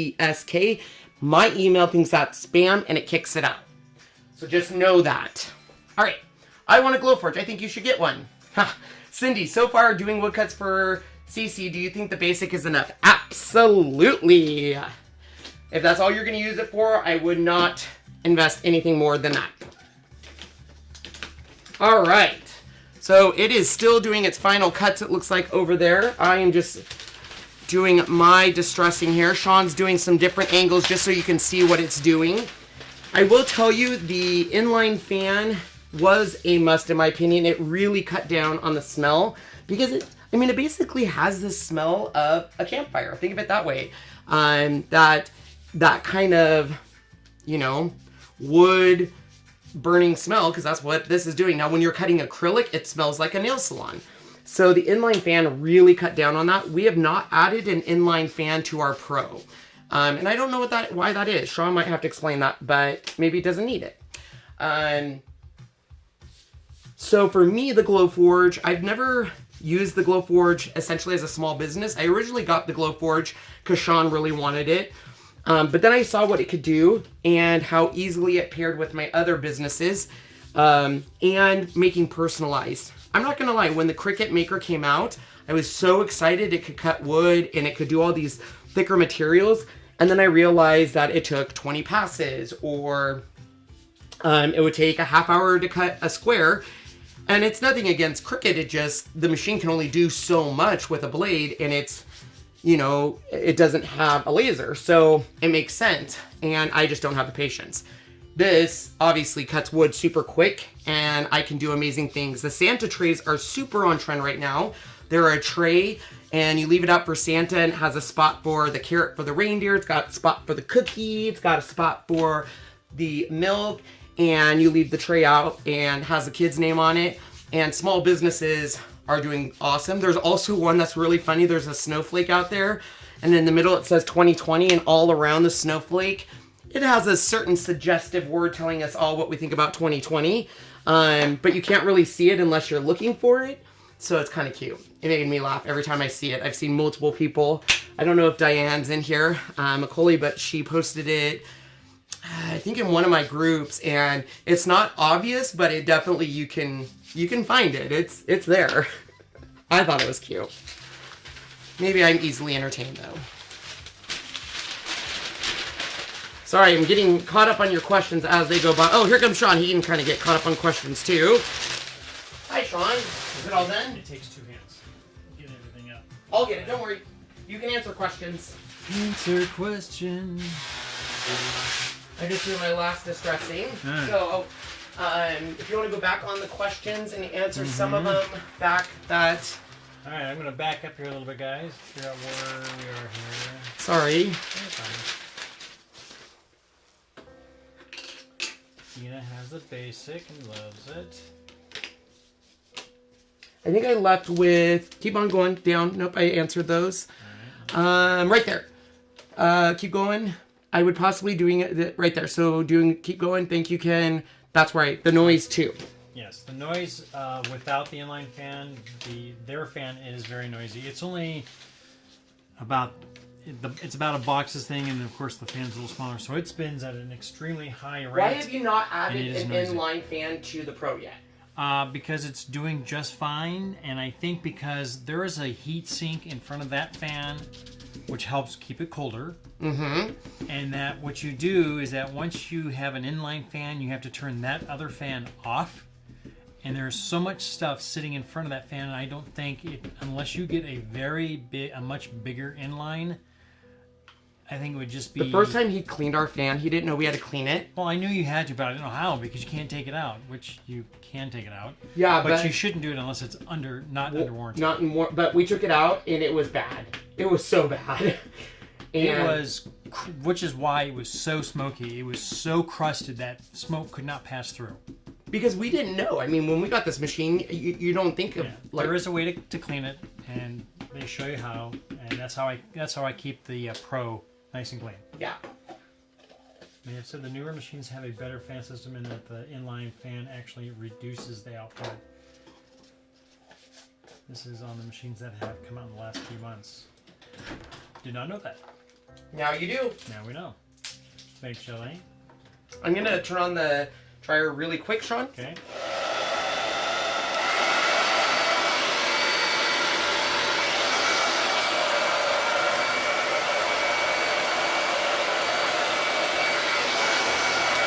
I said that so you could mute it, but Oh, I see you sorry. didn't. It's okay. Dina says it cuts cardstock paper beautifully, which we've never done paper yet. Yeah, we have. Have we? Yeah, we've done thick paper too. Oh. It does not cut pleather.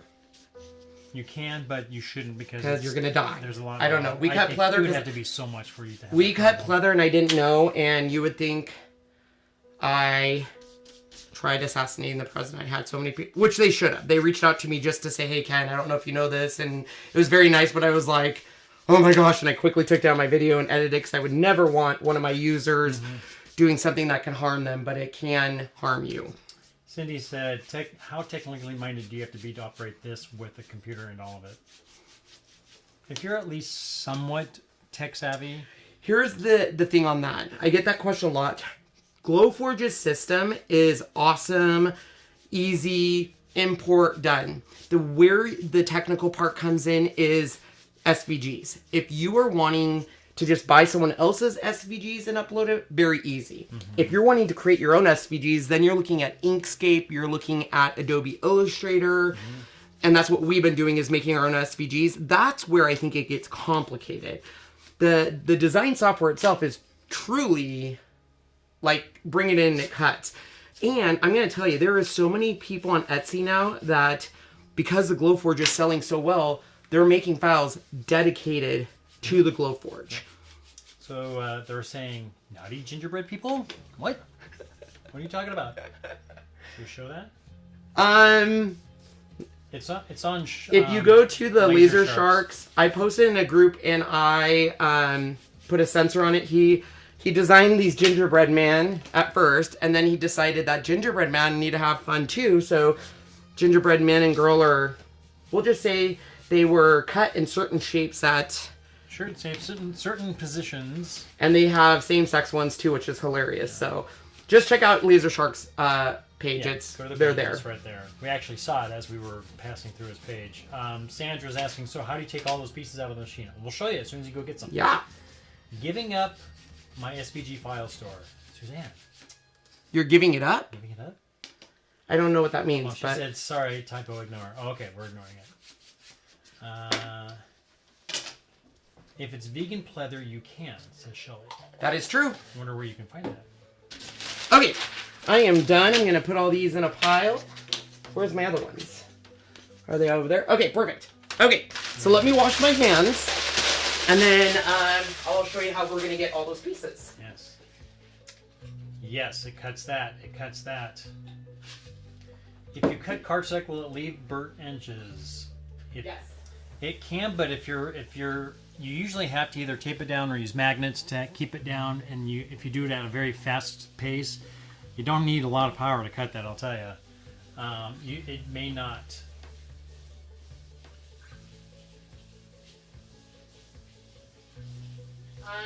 You might have to bring the camera with me when I do this, though. Yes, I can bring it. I'll bring it with you because you need two hands to kind of like get that all out of there. How hard is it to make a cut or design file for the Glowforge? Well, it depends on what you're using. I use Adobe Illustrator, and I don't know if Miss Kate's is in here, but you have to learn that software. Once you learn the software, it's easy, but it's not just... It took me a good year and a half to just learn the software, and I'm not actually designing. Like, I'm just taking other people's designs and manipulating them to fit what I need. but I don't actually draw designs like other designers do. So Dina said 65-pound cardstock. It's a speed of 500 and a power of 60.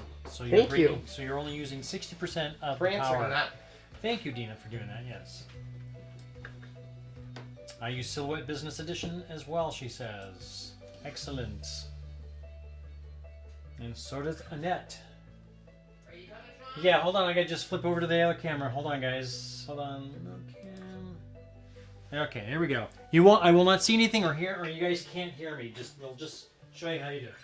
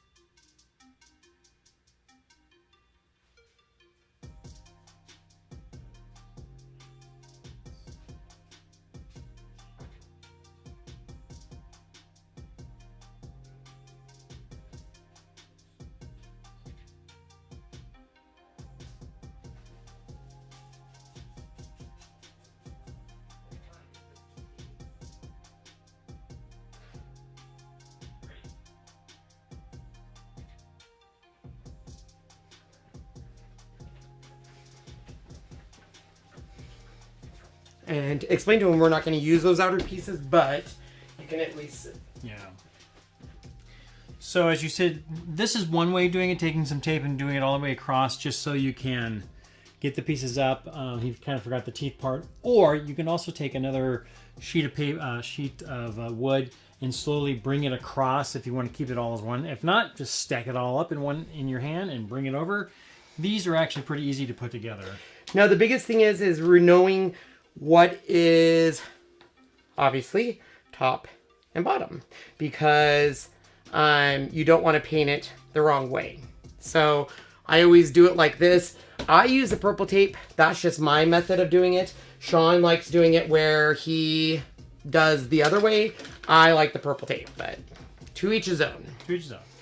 So the S Factor Studio says, is it hard to figure out settings like each substance, MDF, cardstock, chipboard? If it is a piece of wood that has the QR code from the Glowforge store, it presets everything for you, so you don't have to do anything. You put it in, it reads it, it sets everything for you. Now, when you are getting stuff that is not pro grade, there is a thing called the Beyond the Manual. So this is kind of like a Beyond the Manual. Beyond the Manuals, people. It's a blog basically. So basically, it's where users have said like these are the. Back in the old days, for those that had Cricut machines or even Silhouettes, before they even knew the settings, a lot of people made like cheat sheets. And I remember Clever Sunday. I'm sure you guys know of that blog. She's awesome, Kay Hull. She had a cheat sheet, and that's basically what people have created for the Glowforge. Okay, so we are not using. Are we on this down here? Yep. Okay, we are not using this outer piece, but we want to keep it. And why is that, Sean? Let's say that one more time. We're not using this outer piece, but we want to keep it. Why is that? Well, we want to keep it because so this way, when we put it together, we know exactly how everything lines up nice and perfect, but we won't be gluing or anything to it. We just use it as a template. Let me go get the tape I use so they can see it. Yeah, Shelly, that tape we're using is called Delicate Surface Tape. It's just like washi tape. It comes in a 1-inch, 2-inch, 3-inch. You can get it at Home Depot or Lowe's. A little pricey, but you get a lot of it.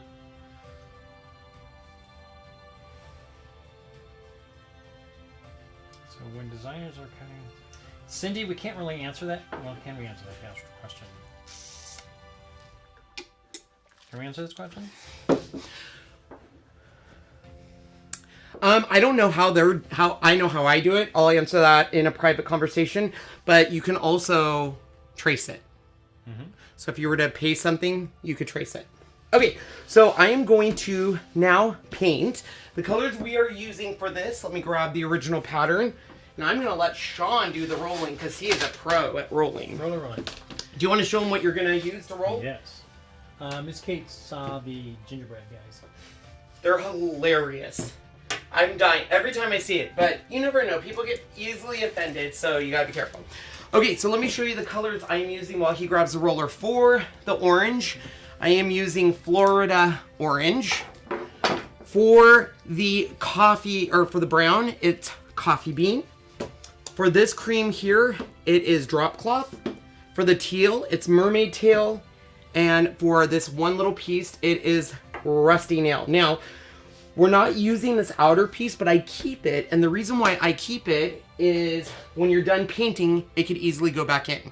So what I do is I grab my little Siser tool here.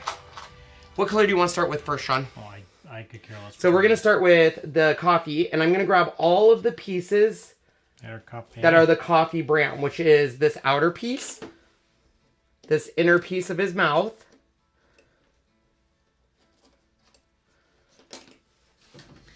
and then his little eyelids here, here, I think, and then inside his skull. Now, it is important once you are done painting this, either mark the back, because some of these pieces you don't know, and it really does matter. Left and right. Yep. So top and bottom. Yep. We wait to remove our tape until we're ready to paint, and you can go and show them what you're using for paint, Sean. Mm-hmm. I'll move this out of your way. Sorry. So let's see. We're gonna do the brown, so it's gonna be the coffee bean, like we said. Should be easy to open. You just had it open. And then we need some paper.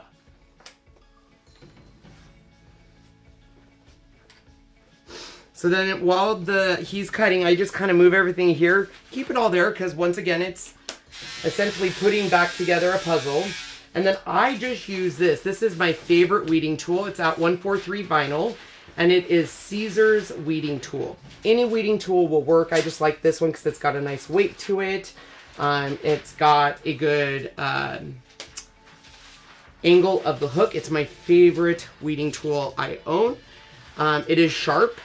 They also have their 143 also has the pen, which works, but it's so fine that sometimes I will stick it with the wood, unfortunately, like make little divots in my wood. Do you spray lacquer before painting it so it won't bleed? So what won't bleed? I don't know. This is the worst part of the Glowforge, is taking off the tape. And you don't have to, a lot of people will paint it and just cut it. And you can actually wipe off the burn marks. So we painted it before without even masking it. It leaves burn marks, but they wipe right up. Yep.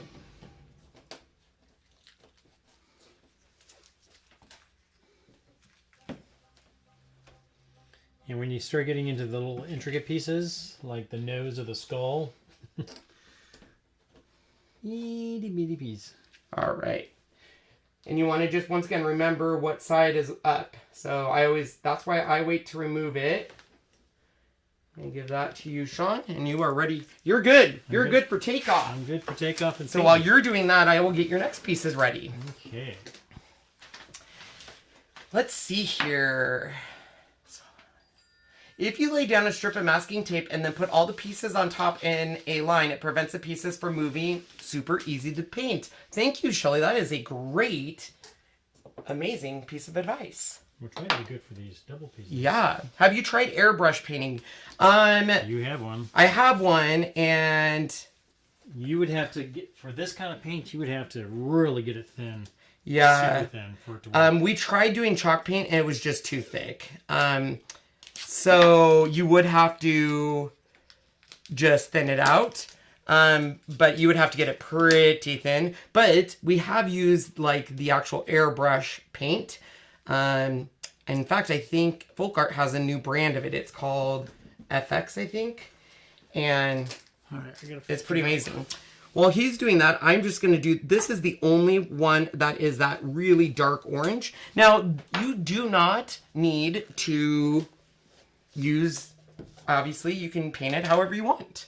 So if you want to do this a different color, you rock out with your paint out, because that's what's great about the creative world. You can do what you want. Now, the reason Sean likes to roll, I'm a painter, he's a roller, is he doesn't like the paint marks.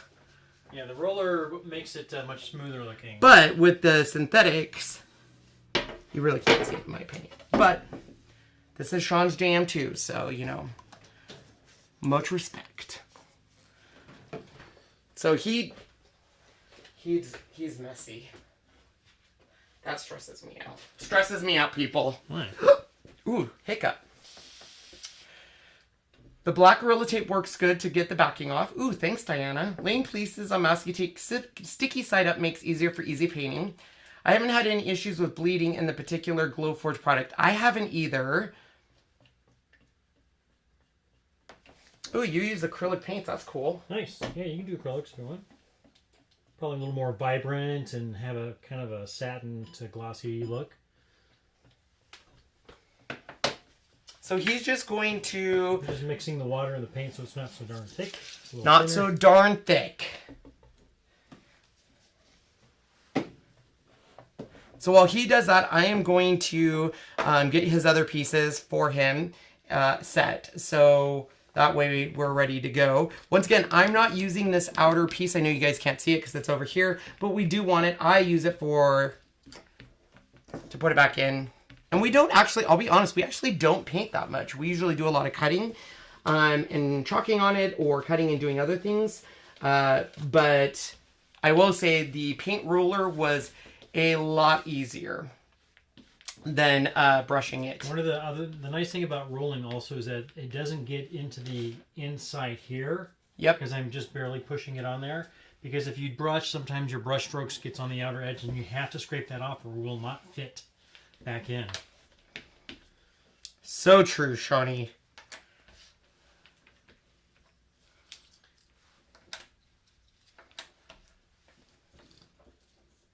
And sometimes what I'll do is I'll use, like, let me see your weeder tool. Sometimes what I'll do is I'll take this and just hold it like that.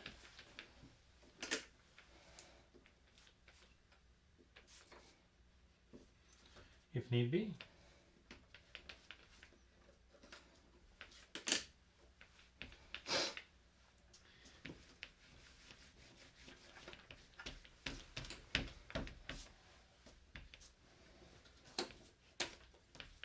And I typically will do 2 coats because I usually probably have a small mist somewhere where it's not as good as I want it to be.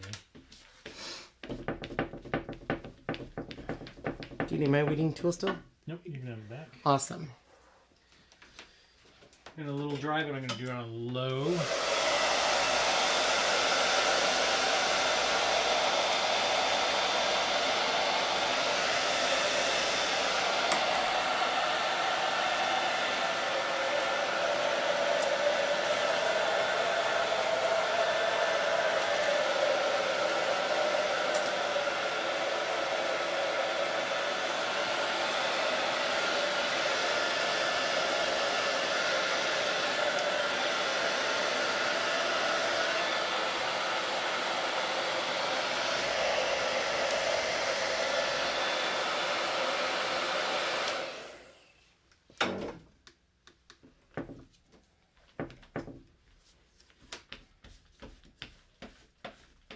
What size of roller are you using, Sean? This is a 4-inch sponge style roller.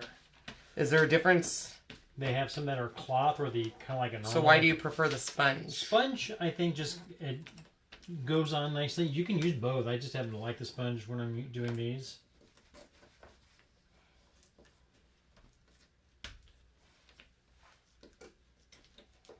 So we will be back. We're going to finish this one, obviously. We've already cut our other one. We'll be back tomorrow to kind of give you guys some more look at cutting with the Glowforge and how we paint and stuff.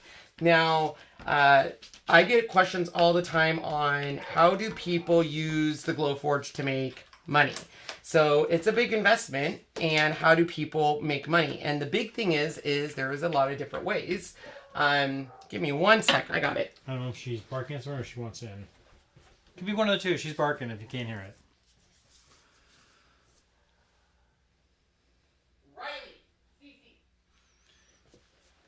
The weeding tool. We bought the Home Depot material S Factor, but we haven't used it yet. We haven't made anything with something like that, but we do want to. Do want to what? Use the Home Depot material. We have it, but we just haven't used it yet. Okay, back to some drying real quick.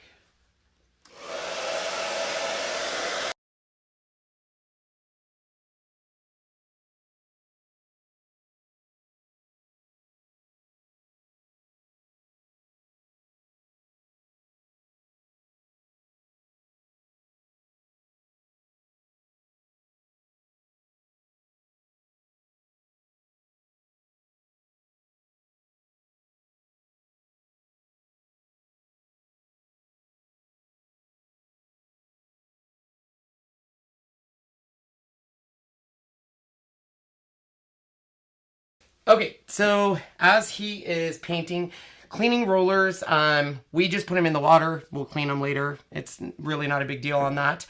He scoops all the rest of the paint back into the jar so that way it can be used, and then we will clean it.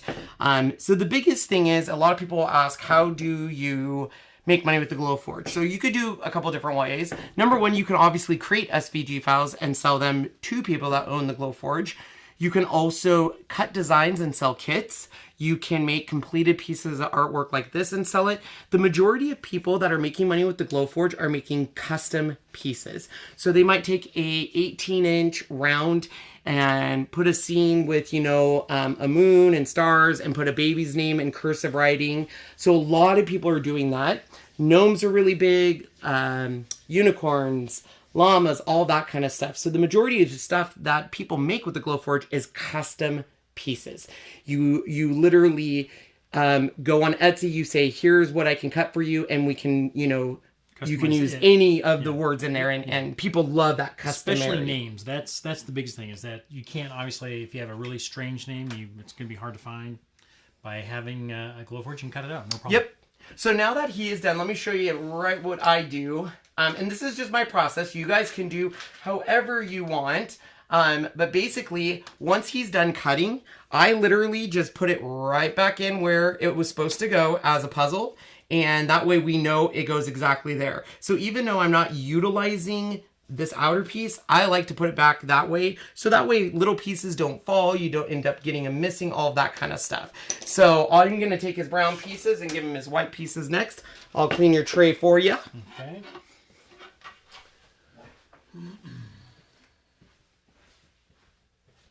CC, you're not going outside.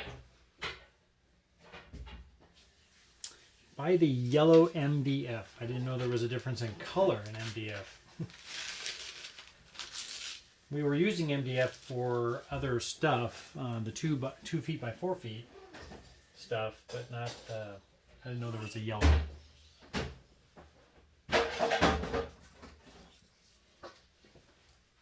Here you go. Okay, thank you.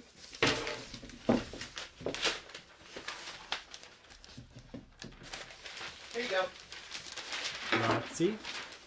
So the next one is going to be drop cloth. So drop cloth is this color right here. It is this. Oh, sorry, I have the camera moved. It's all of these colors. So it's going to be his teeth and this big piece over here. And if you ever get confused on your what's up and down, always your bottom will have your burn marks. Yep. So that's kind of that little. So we need that other teeth. The other teeth. And then I'm still cleaning, getting these ready for you. Then the skull head. Skull head. Here's this. Okay, thank you. You're welcome. Do you want to get your paint ready? Mm-hmm. And I'll get questions.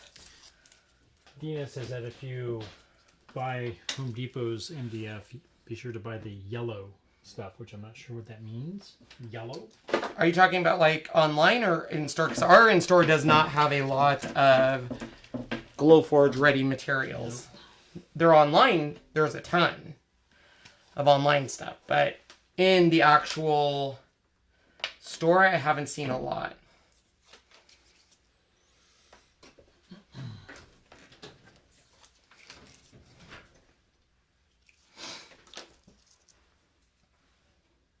The next one you're going to be doing is one of my favorite color paints they offer. Close that. It's that mermaid tail. So beautiful. Very pretty.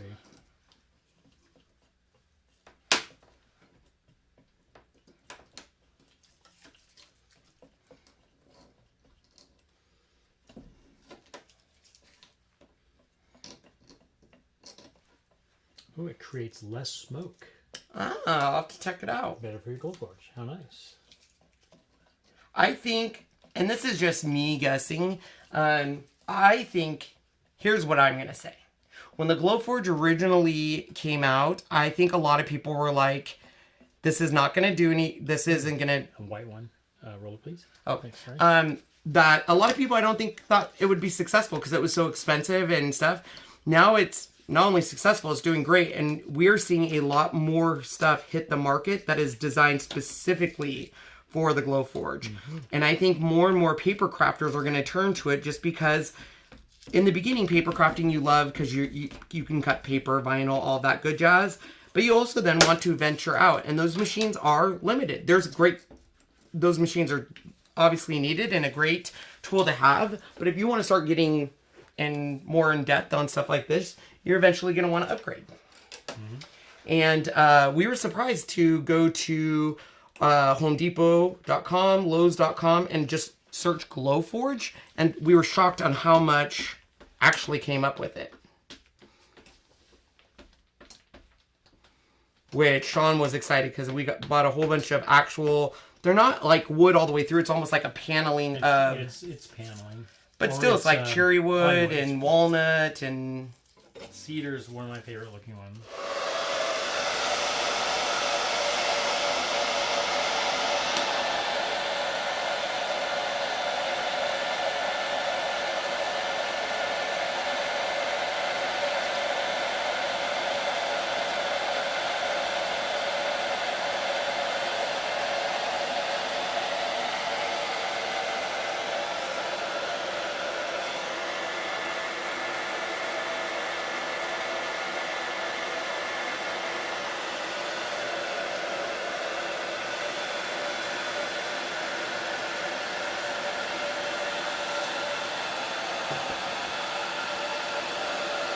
Looks good, Shawnee. Look at what Fatima said. Sorry, I'm zoned. The gnome with the hands lives at an assisted living home. It is the talk of the place. Oh, that's awesome. Thank you for sharing that. Yeah, thank you, Fatima. That was one of the first things we kind of created. We had no intent of really cutting out stuff for people, but we get that there is a market of people that want this machine and just simply, unfortunately, can't afford it. And so it's unfortunate because then they are, not able to take advantage of it. There is so many cute designs. I had no idea llamas were as big as they were. All right, white is done. I'm going to go clean it for him. Excuse them all. Teamwork makes the dream work. Yes.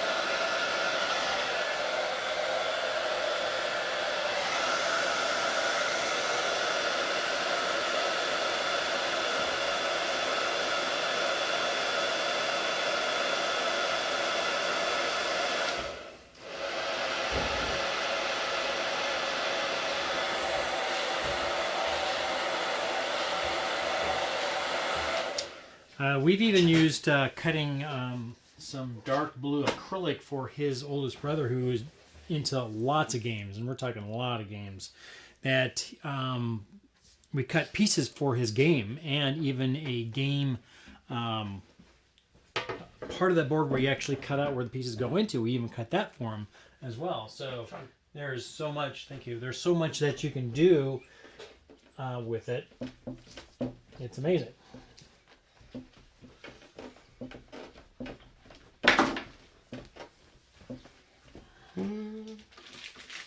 It is pretty amazing. It was funny because we were... Our music stopped. It did. I think we finished off the music, Sean. Tomorrow we won't, so just so you guys know, so you're not like, oh my gosh, I don't want to come back and just watch you guys paint. Tomorrow everything will be pre-painted, so you won't have to, we're just going to show you and then we'll have another set painted, but we did have a lot of people ask us about how do you paint and all that stuff, so that's the reason I wanted to show you at least a little bit. So the next one is going to be the Florida Orange, which is that. Florida. The 2 little slits and his... Eye slits. Tonguage. He's just giving me all the pieces so I get to have fun and put that back together. And then, oh, well, thank you, sir. Mm-hmm. You are ready to go. Yep. You are ready to go. After some new paper. So you can obviously color this however you want. That's what's great about the files. I love the color scheme that they already had for it. So, yeah. So, actually, you know what, Sean? I will paint these just by hand because there's really not that many. And then why don't you do the teal? Okay. So, that's going to be... I'm doing the teal instead of the orange? Yeah. Okay. I can hand paint the orange so we save some time. There should be another one of these somewhere. I'm just going to paint by hand. Are you? Yeah. All right. I know. It's okay, Sean. Just breathe. Breathe in, breathe out. Breathe in, breathe out. Namaste. Say it with me. Sean gets stressed a little sometimes. So he gets stressed when technology doesn't work. Oh, gosh. He hates that. Hates it. He really hates it when it doesn't work, but he really hates it when he has so much going on and all of a sudden he forgets to unmute. Mm-hmm. So let's talk about my merch coming out. Oh, merch. First of all, you have a, should we say what's coming out, but just not what it is? Well, we're gonna have shirts. Shirts. We're gonna have hoodies. Hoodies. We're gonna have Hand me the green one. Oh, sorry. This way it's a little easier to clean and won't be so bad. We have accessory pouches. Mm-hmm. We have cell phone cases. We have masks. Oh, the mask one I think we nailed. I think that's so fun. Well, I did, but the part that's taking me the longest on merch is I don't want to just have my logo on a whole bunch of stuff. So we're actually designing, or I'm designing custom designs for each different shirt and option. Some of it will be through Teespring, which is where a lot of YouTube creators put it. Others will be ones that we fulfill because I do want to have like a foam ear and bracelets. It just takes a while for me to do all the designs. Mm-hmm. That's, I think, what takes the longest. But I'm really excited because it is stuff that I'm designing specifically, and I'm using a lot of different graphics. So some of it's going to be funny, humorous, have a little edge to it. Some of it will be very tame. I have not seen anything with that yet, so... I'm only letting...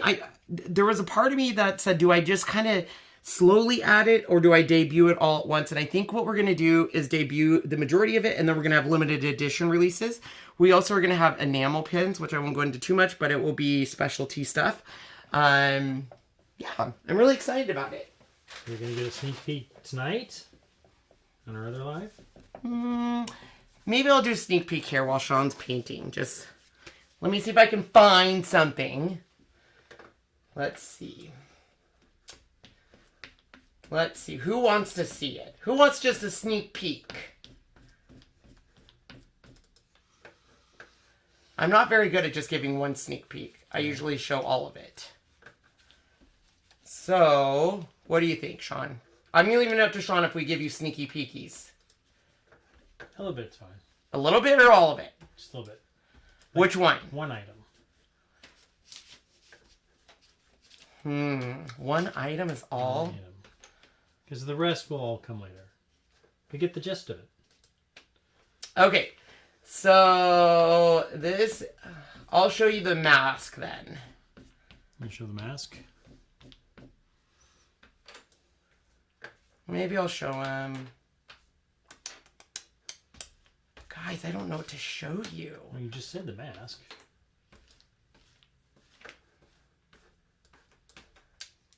Okay, gotta do a little drying. Okay.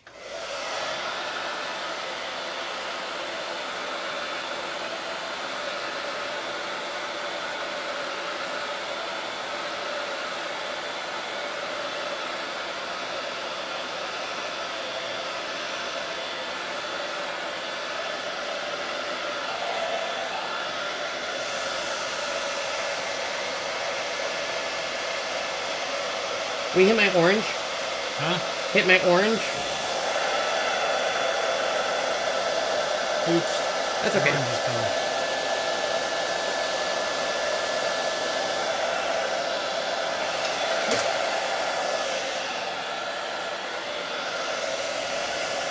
I said hit my orange and you annihilated it. I know. Because after this, we're all done. With all of our colors. Nice. Put it together. Forever. They're all saying, show it already. I know. I'm making them live in anticipation. Anticipation. Alright, let me clean off my hands and I'll show you. Of course, we know that song to be also the... What?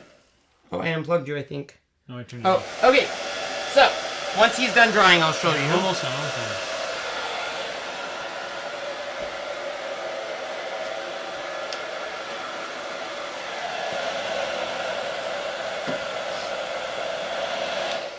Okay, so let me share my screen here. He's gonna start getting everything dry. So the first thing I did is I really wanted to create, I don't know what you use it for, but it's a pouch, like an accessory pouch. Now, I want to let you know we are gonna have a lot of different pouches. This is our first one, but I think it's kind of cute. Ready? So here's the pouch. It has all the dogs with some hearts. And then on the back, it says Ken's Beautiful Crazy Life. It's got a zipper at the top. So that's the first pouch. I have 7 pouches coming out. So that's the pouch, okay? So for those of you who want the dog. Okay, I'll show you next my face mask. And I like this. Yeah, so turned out good. here we go. There is our face mask. So it has, let me see if I can zoom in here. So it says, let me move this out of the way. It says, listen, Linda, WTF, wear the face mask. If you can read this, you are too close. And then it's got Sean, me, and Jazzy all wearing our face masks. There's that one. And yes, the pupper one is like a makeup bag. We will have other pouch ones, so I'm going to have like an accessory pouch, a makeup pouch, and all of that. And one of them is like 12 inches long. Yeah. And then our official one, this is the one that I will be launching. So this is a style that will be available in many different designs. So you can get it, and this is the one we kind of finished up today. It's kind of hard to see on this. It's because it's not the best graphic because I'm still in the design phase, but here we go. This is on a black t-shirt. On the front of the t-shirt, you have this, and it's hard to see, but it says official crew member, and it has me in a circle. And then on the back of the shirt, it has all of us like that. So this would be the front, and I can show you what a better graphic. Let me pull those up because those are just on the site and they haven't finalized them yet. So let me go in. It took me a while to design it, but here is what the front of the shirt will look like. So the little icon will look like that. So it will say official crew member. Here it is. Isn't it cute? Oh, I can't show you everything. And then the back of the shirt, it's hard to see because this would be the black as all of us. So this would be on the back of the shirt. Right there, you have Sean, Jazzy, the dogs, Allie, because I wanted to make sure that they were all part of our crazy life. That would be the front. I wanted something that said you were an official crew member. You guys kind of came up with that term a while ago saying, oh, we're part of your crew, you know, we're part of the crew. And so I wanted like a shirt that said that. But I wanted it to be able to be customized where if you wanted a polo or a shirt or whatever. So those are 3 of the 10 designs I'm working on right now. So it's taken me a long time because I didn't want to just upload my logo and say, put this on everything and stuff. So like the pouches, like I'll just tell you one of them, like it's got adult humor. So it's going to have me holding the thing and it's going to say like something to the extent of this pouch contains, like essentially like all the shit Ken may made me buy, because everyone's always like, I'm broke, she made me buy it. So that way, you know, you know. I love it. But it won't say SH, it'll be like SH exclamation point. And then there's a makeup one that I'm working on, tools, so mugs, a lot of stuff. So Crew for life with a K, of course. Crew is supposed to be spelled with a K. Crew for life. Did it? Oh my gosh, did it fix that? Fix what? Oh good, it is. It is right. It's with a K. Okay, I was like, oh my gosh, I misspelled crew. But it's supposed to be misspelled with a K. Ha! I was like, oh my gosh. Okay. Scared me. I was like, I misspelled it. Okay. So, yes, is it in the 12-inch pouch? Yes. Yeah. So, Janice says, can we have a listen, Linda? So, before we finish up this live and show you how this all goes together. So, here's the deal. Teespring, which is what I'm using for a lot of the merch, it's very limited on what you can do. Mm-hmm. So, I have another one that we're going to house in basically here, and we're going to be sending it, like, we're going to be shipping it out. Yes. And that would be like the ear. We have some bracelets. We have some charms coming, a lot of stuff. Yes. But then we'll be in charge of that shipping. It looks like I have a black eye, but it must be a shadow. It's a shadow. All right, Johnny. A shit Ken made me buy. Ooh, that's good, Darlene. Take a screenshot of that. A chit. Just say. Now, we use the word chit in the Navy because if you need to have anything done, need to have stuff, you have to put in a chit, C-H-I-T. What is that? It's just what they called it, a chit. A chit? Like a purchase order, essentially? It's actually a permission slip saying, hey, can I take my time off? I need a chit to get something, and you have to have it approved, and yeah, it's a very Navy thing. Okay, so do you want to go ahead and clean up, and then I will let's bring this one home. Now, like I said, tomorrow won't be as long because we will have painted it and not bored you and stuff. We would have done that earlier today, but I was working on merch all day. Trying to get that and finalize it. And luckily, I have amazing people in my life that tell me, like, I really want this to be successful. I don't want it to just be out there and, like, some people buy it. So Jazzy and Sean, I literally asked them, what do you think? And they're the ones that will say, I think you should do this, or do the logo like this, or stuff. So if you guys have ideas of stuff that you think would be cute, let me know. Because I want it to be stuff, and it will be stuff that, like, we'll have limited edition stuff that come out. We're going to have some in memory of for Toby and Han and all of them. That was really important to me.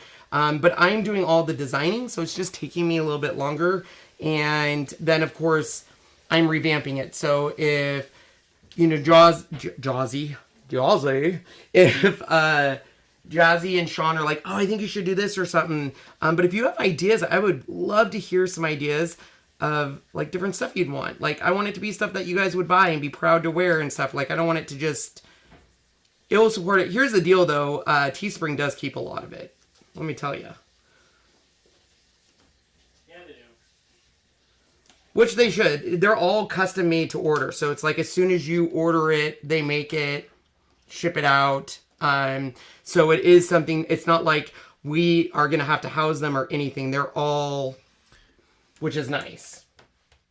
Where's your other pieces? Oh, here they are. I came from the car. Oh, I may be working on that. It just, I don't know if people realize how long designing takes.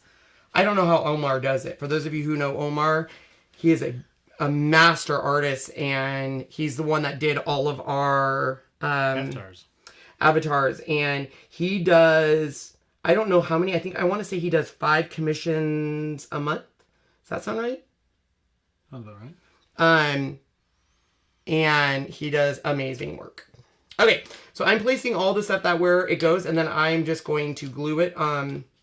Sean's going to tape it, and then it's easier for us to glue it all in one swoop than trying to do it all in individual swoops. But I think I have my swoops backwards. So while you do this, I'll show them how I do the baseboard. Okay, so I'm going to turn on my hot glue gun, because that's how I roll. We're going to grab... Can you go to this camera? Yep. All right, so basically, here is the board right here. You might have to move the camera because I had to move it, Shawnee. I'm so sorry. So you can see these are longer They're a little bit longer than each. So, and that's meant on purpose because we want it to have kind of that jagged edge. So, ooh, which reminds me of Alanis Morissette. Morissette, a little jagged little pill, for those of you who don't know, was the first concert I went to. Was it? Yeah. At the Gorge in George, Washington. Gorge and George. So this is the look. You're just going to go alternate on each one all the way down. And see how that dried? We got that really cool look to it. Now, I'm hot gluing it. You could staple this, but I don't want it. I didn't want to see the staples. And then we're also going to put twine on the back. And I love using my Ryobi. So I have my Ryobi hot glue gun heating up right now. And then I have this heating up. Off to the side, and I know you can't see it, but Sean is putting basically everything back in as if it was a puzzle. And then we use purple tape to attach. Flip it over, we'll add glue, and then just put it all on and remove the outer piece, and you're done. You can do it by individual little piece, absolutely, but we find it's easier this way than trying to individually try to glue it all down. Especially if you accidentally put the piece in the wrong place. Sean can tell you horror stories about that. Now, my two favorite glues that we're using for this besides the hot glue gun is... Oh, where is it? Your glue? Yeah. I do not know. Well, this is it. We'll just get a new one. I love this glue. Rapid Fuse. It works amazing for little itty bitty pieces. So we'll have that out. And then I might as well get my twine on now because the hot glue is heating up. So I'm just taking twine like this. And I just do a double twine. Cut it in half. This is where it will hang from the back of this. So I just take this. And that's a little too long, but that's okay. And this is meant to be very rustic. So just take a staple gun. Now Sean is using, what size staple is this? 1/4 inch. 1/4 inch, because this is pretty thin stuff. Now, if you see it going through, which can happen, you can adjust it in the back to where it's not as hard and stuff. But even if it does show a little bit on here, if it's like you can see it came through, so teeny. It's going to be covered by this. So, but then that is how you would hang it. Mm-hmm. So then I just add a little bit of glue. I start from, oh, I thought I was ready, but maybe not. Oh yeah, it is. It wasn't. Why is it? Oh, because you pull it back at the end. Why do you do that? So it doesn't drip. So when he does this, he pulls it back on the end. So I always think it's not working. And then he's like, no, it's because I pulled it back. That sounds dirty. And then I just press it down. So you're lining up one side, but then lining up on the other side, right? Yeah. Because you get that way, you get that nice kind of paneling, look. You know what I'm going for, right, Sean? Mm-hmm. See? Every other. Every other. Figure out who I saw first in concert. I do remember seeing Pink Floyd in San Diego. You saw Pink Floyd? Yeah, it was awesome. I also saw... Were you high? No. It was in the Navy. You can definitely smell it. I was going to say, so at Alanis Morissette, it was in Gorge, so it was outside. Outside. And I was a freshman, and I was like, there is so many skunks here. And we embarrassed our older friends because they were like, would you stop talking about the skunks? And we're like, why would they even think skunks would want to be where people are? Mm-hmm. We were so naive, Shawnee. I also saw... Didn't you see Yanni in concert? No. I did see the other guy. I saw... Kenny G. Kenny G. That was probably my first. It was Kenny G at Who the goes Puyallup. to Kenny G? This is back in the 80s. Puyallup. Was he a big huge, deal? Huge. Kenny G? He was huge. I just know him because of his Christmas albums. I saw him at the Puyallup State Fair. Wait a minute. So like he was first one. Something like people jam out to at a concert? Yep. Sure did. Mm-hmm. Are you sure? Yeah. And I also, like I said, I saw Pink Floyd. I saw... How do you go from Pink Floyd to Kenny G? No, I did Kenny G first. That was my first one, now that I'm remembering. Now you do Kenny H. Kenny... Oh, my. Oh. Hearts. Hearts from Seattle. Heart? Yeah. Is that the one? Till now, I only on my own. I never knew I... Something like that. The Carpenters and the Osmonds at the Salt Palace. Wow. Okay. I also saw Paul McCartney. I'm assuming when he was no longer in the Beatles. Yeah, he was no longer in the Beatles. Oh. I missed out on... what was it? I missed out on... he just died not too long ago, too. Oh, that's sad. Van Halen guy. No. Was it Eddie Van Halen that died? Yes. He was the guitar player. For Van Halen? Yes. Right? Yep. Okay. And then... oh my gosh, what kind of thing was that? People still have... I didn't know that was his, like, profile picture. Because, like, I was like, why is everyone's profile picture that running thing? And it was because it was Eddie Van Halen. All right. Oh, there we go. So if any pieces fall out, no big deal. We're just going to put them back in. And then I just use glue. Now, we're not putting glue on this outside. No glue out here. Only glue right here. And then the little pieces, I just use my DAP glue or whatever it's called. Superfuse. Superfuse. Is that what it's called? Sean? Rapid Fuse. Rapid Fuse, man. So remember, this outer piece is going to get taken out. So you just kind of want to figure out where you want. We didn't put any glue on it. I didn't. Were you not paying attention? Mm-hmm. Were you in Sean World? Excellent. Sean World. Excellent. Excellent. Ooh, you saw Liberace? Nice. He was the gay dude, right? He was the gay dude. Back in the day. Sean, if you jinxed me... No, just kidding. It's because of the paint. Don't worry, people. I like to mess with Sean every once in a while. Ta-da! That's why you keep your frame.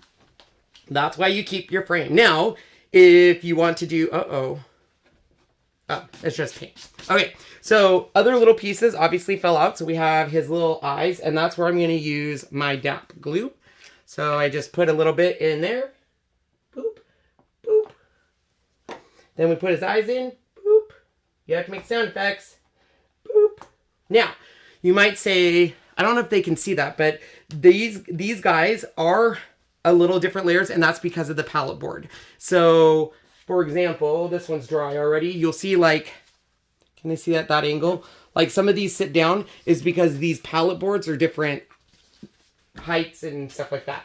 But that's it. So that way I don't spend a lot of time then gluing down all the pieces. It's just put them in the puzzle, glue it, pa-chow!